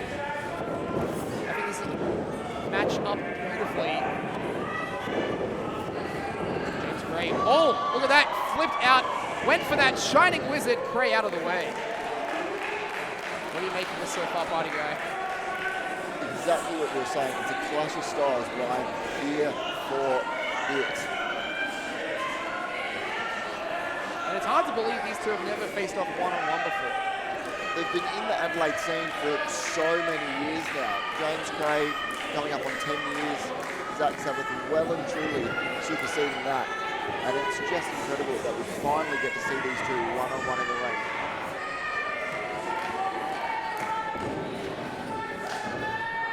Feeling each other out, lock up. I think Kray went for that left arm there. As you saw earlier tonight, you do not want to get compromised in any way, shape, or form against one of these grapplers like James Kray, because he will take full advantage. We're seeing right now. Zak Sabbath, side headlock now.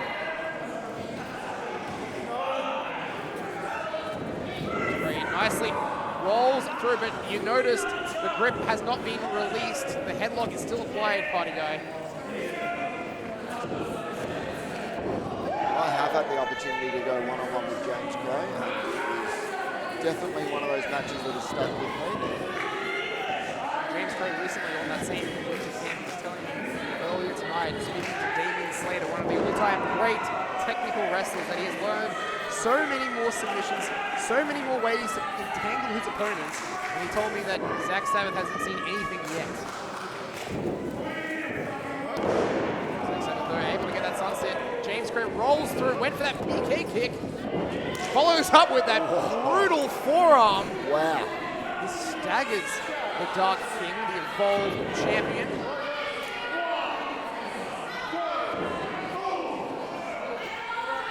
And it just speaks to the resilience of Zak Sabbath, that not allowing James Kray to get any advantage here yet. Just holds on that grip, fires back with a forearm of his own. Absolutely dropping James Kray. I don't think you want to go striking off against Zak Sabbath. Notice Kray still on the mat. Looked a little bit loopy on that one.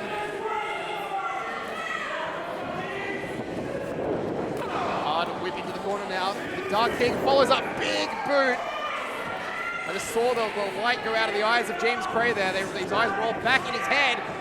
Follows up. Nice back suplex type move there. And here comes the Dark King. Sliding lariat. Cover and a kick out at 2. You have to think Zak Sabbath would be wanting to fasten the pace up a bit. He likes it better, a bit more chaotic. James Kray definitely would be on the side of trying to slow it down, a bit more methodical with what he's doing. And that's exactly right. Zak Sabbath, you know, He's made a career out of taking risks. They've brought him to the dance on so many occasions. But right now, he certainly has Kray's number.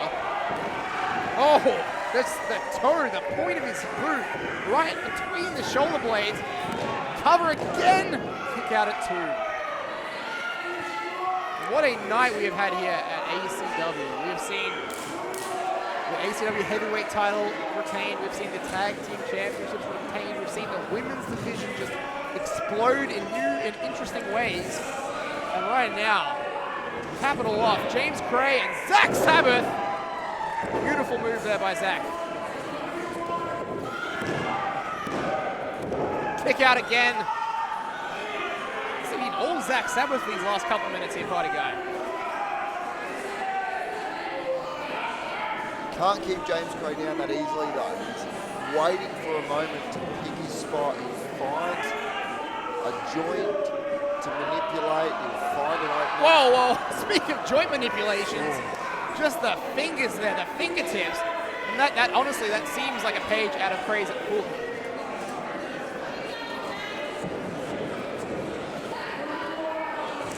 Zak now gets James up to that 5-man carry position. Kray though, you notice, grabs a hold. Zak Sabbath runs him into that turnbuckle. O'Connor roll, kick out at 2 again. Zak just uses every part of his body as a weapon. Nobody wins with a headbutt at Angus. Losing brain cells by the second. Hold on, cover. Far leg hook that time. Kick out at 2 again. A lot of quick pinfalls here, party guy. Good strategy, you'd have to think. As much as Zak Sabbath loves putting on a show for these fans, he wants to get over it. He wants to get home. He wants to get home and listen to the rest of the Triple J Hottest 100. Are we missing that right now? It's over, I don't know. We've been here tonight at ACW calling all the action. Oh, Kray catching a fist there by the looks of it from Zak Sabbath. Very comfortable on the top rope is the Dark King, but look at this counter by James Kray, suplexing Zak right into that corner turnbuckle. Not just the turnbuckles there, Angus, it's landing on the back of your head after hitting the turnbuckles. It really hurts. It's high and tight. You notice though Zak, pressure, still able to get to his feet first, but watch James Kray for the follow-up here. Catches the back elbow.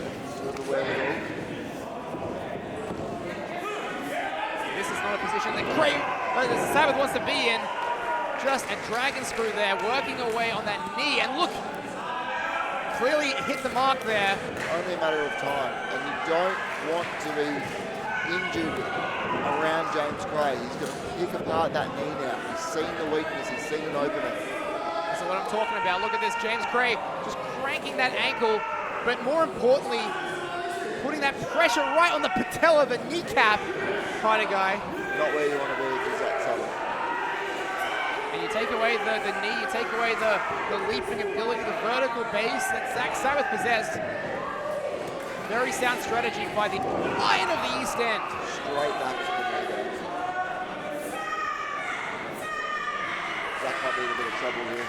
Oh, absolutely.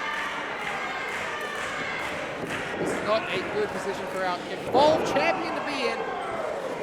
Great vining that leg there, using his body weight, pulling it against the knee, the patella, and you can see the pain in the eyes of Zak Sabbath, who's trying desperately to release the grip. And Kray just now firing forearms at the knee, doing even more damage. Taking full advantage of the situation while he can. James Kray wants that championship back. Well, he wants it back in a bad way. Ever since he lost it, he's had one thing on his mind, and he's getting that title back. Thought he was going to get it back from someone else, and then Kid became new champion, and then before Kray could even make a claim for it, Zak Sabbath is champion, and you find us in this position here tonight. Oh, low drop kick there. The momentum carried Sabbath, and look, even more damage done to that knee, party guy. Right on the money with that one.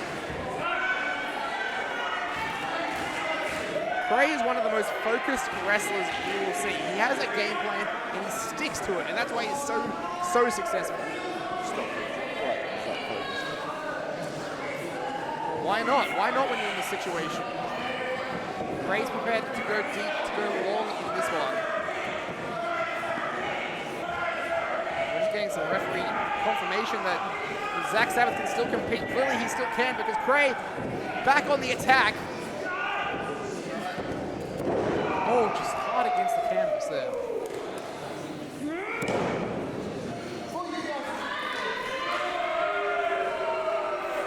Zak Sabbath is not one to quit the match.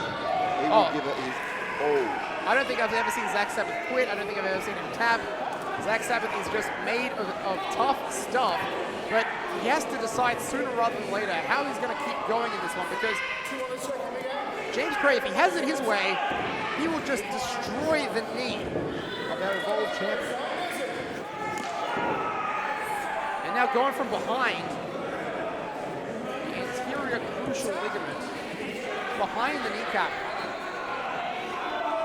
You know your ligaments, Andy, so give you that. I know my body parts, I know my anatomy, but not as well as James Kray. We talked about Punch Drunk Istria having surgical precision. Well, James Kray really has neurosurgical precision.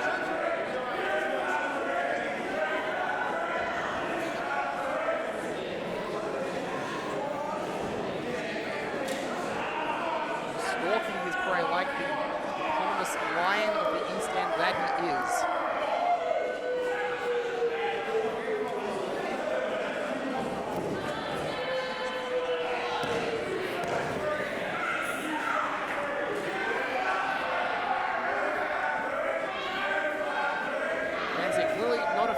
James Kray, they're not liking what they're seeing, and that temporary distraction allows Zak Sabbath to fire up.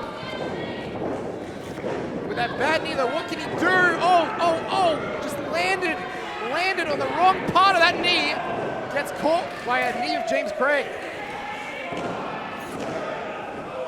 Clearly sticking to his game plan. If he takes the legs out, that evasion, the high flying of Zak Sabbath is just rendered useless. It really is, and we've seen it with Zak Sabbath a few times now, where Sabbath, despite it all, he will go for those high-risk moves because he knows that they'll do damage to him, but they'll do even more to his opponents. And they're a single leg crab. You think this one might not be as effective as a traditional Boston crab, but all the pressure's on James Kray. Yeah, he's giving me commentary notes here while we're watching the match, but all the pressure is being put on that knee. And you look where James's his wrist and his arm is. Just bending the knee over the arms, putting pressure on the ACL, the patella. It's a real dire position for Zak. James Kray's just getting him from all angles. Zak might have to tap. If he wants to continue with his career, he may have to tap because, as I said, James Kray won't relent. Or has Sabbath found another solution here? Yes, Desperation kicks. Looks like he has. He's on bad wheels now, party guy. Really bad wheels. Spinning heel kick. Buys him some time. Throwing himself at James Kray.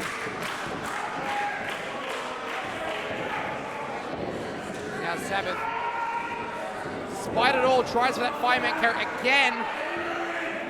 James Kray has other ideas.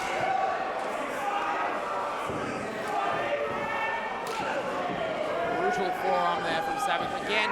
This time, there it is. That's the Death Valley driver.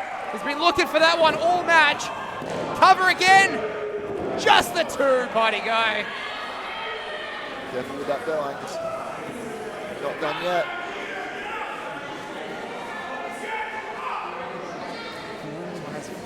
Back and forth. James Kray, despite it all, has had that focus on the knee. Somehow Sabbath keeps finding a way though. You wonder how much can that knee recover in this match. You wonder how much damage can he do with a knee like that. But that's the Michinoku driver. And notice James Kray hooks with the injured knee. forcing Sabbath to put even more into that kick out. That is incredible ring IQ there, Party Guy, to hook the injured leg. James Kray's been around a long time. He's won some big matches.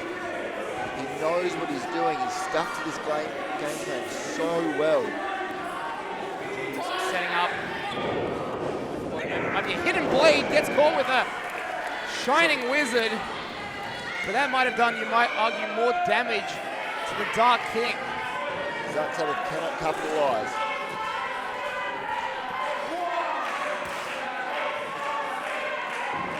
The count is on now.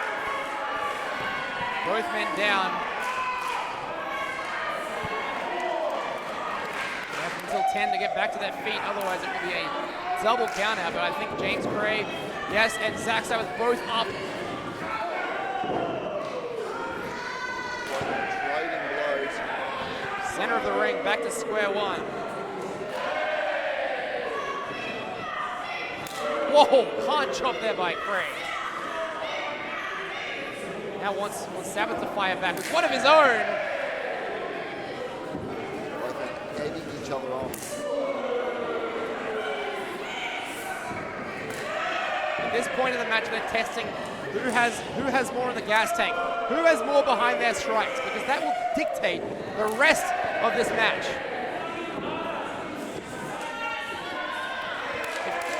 And look at this! Firing away. As Kobashi chops in the corner, and James Kray doing the same of his own. Putting some extra sauce on that one, but countered.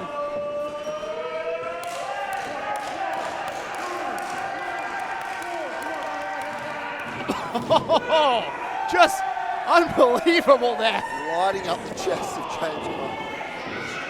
Right back to that leg. Oh, almost a burning lariat there. The influence on full display here. Sabbath just doing whatever it takes to retain his championship. Again, a kick out of two. Really thought he had it that time. Chops the burning lariat, but look at this crucifix. Crucifix now by James Kray. 2 count again. And Zach, watch. Could be thinking vile driver. James Kray has other ideas. Oh wait, cover now, cover. Sabbath with the cradle there. But Kray up to his feet. And Kray, oh, he got it, the Gotch style pile driver. This time the cover with the kick out. At one. He's to his feet. The fans can't believe it. Oh my God, dragon suplex. There's a shining wizard. The high cover now, the stack, the two, no! Two again. How is that possible, Angus? What a match these two are having. Evolve or dissolve. The title is on the line. So far, no one has been able to put the other away. Both of them putting their bodies on the line. These great ACW fans here in attendance tonight. James Kray now taking down Zak Sabbath. He's trying to go for that Alec Burt special, he calls it. We've seen him use this submission before.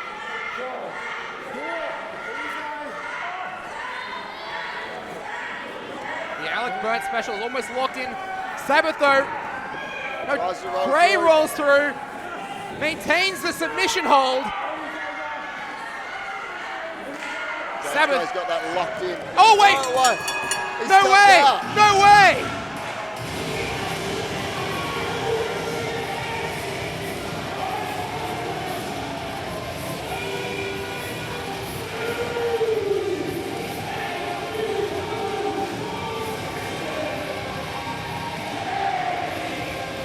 What did we you see?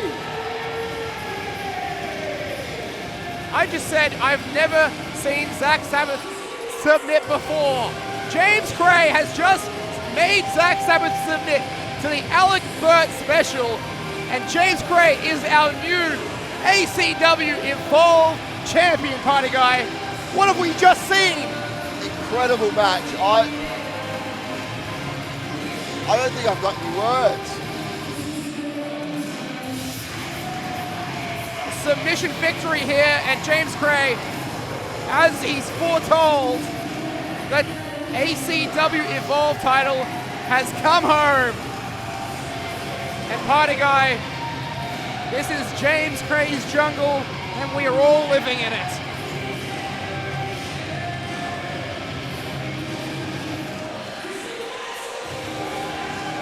Well, what a night we've had here at ACW. Incredible night. Again, another title change for the Evolve Championship. James Kray, your new champion here. But you just know, Kit is out the back there, and he would be watching this match like a hawk. So many men want that title, but it is now James Kray's. Thank you so much for watching, ladies and gentlemen. ACW fans, we will be back on August 16 at the Estonian Hall for ACW Redemption. Until then, thank you very much, Party Guy Ty. Farewell for now, but not forever.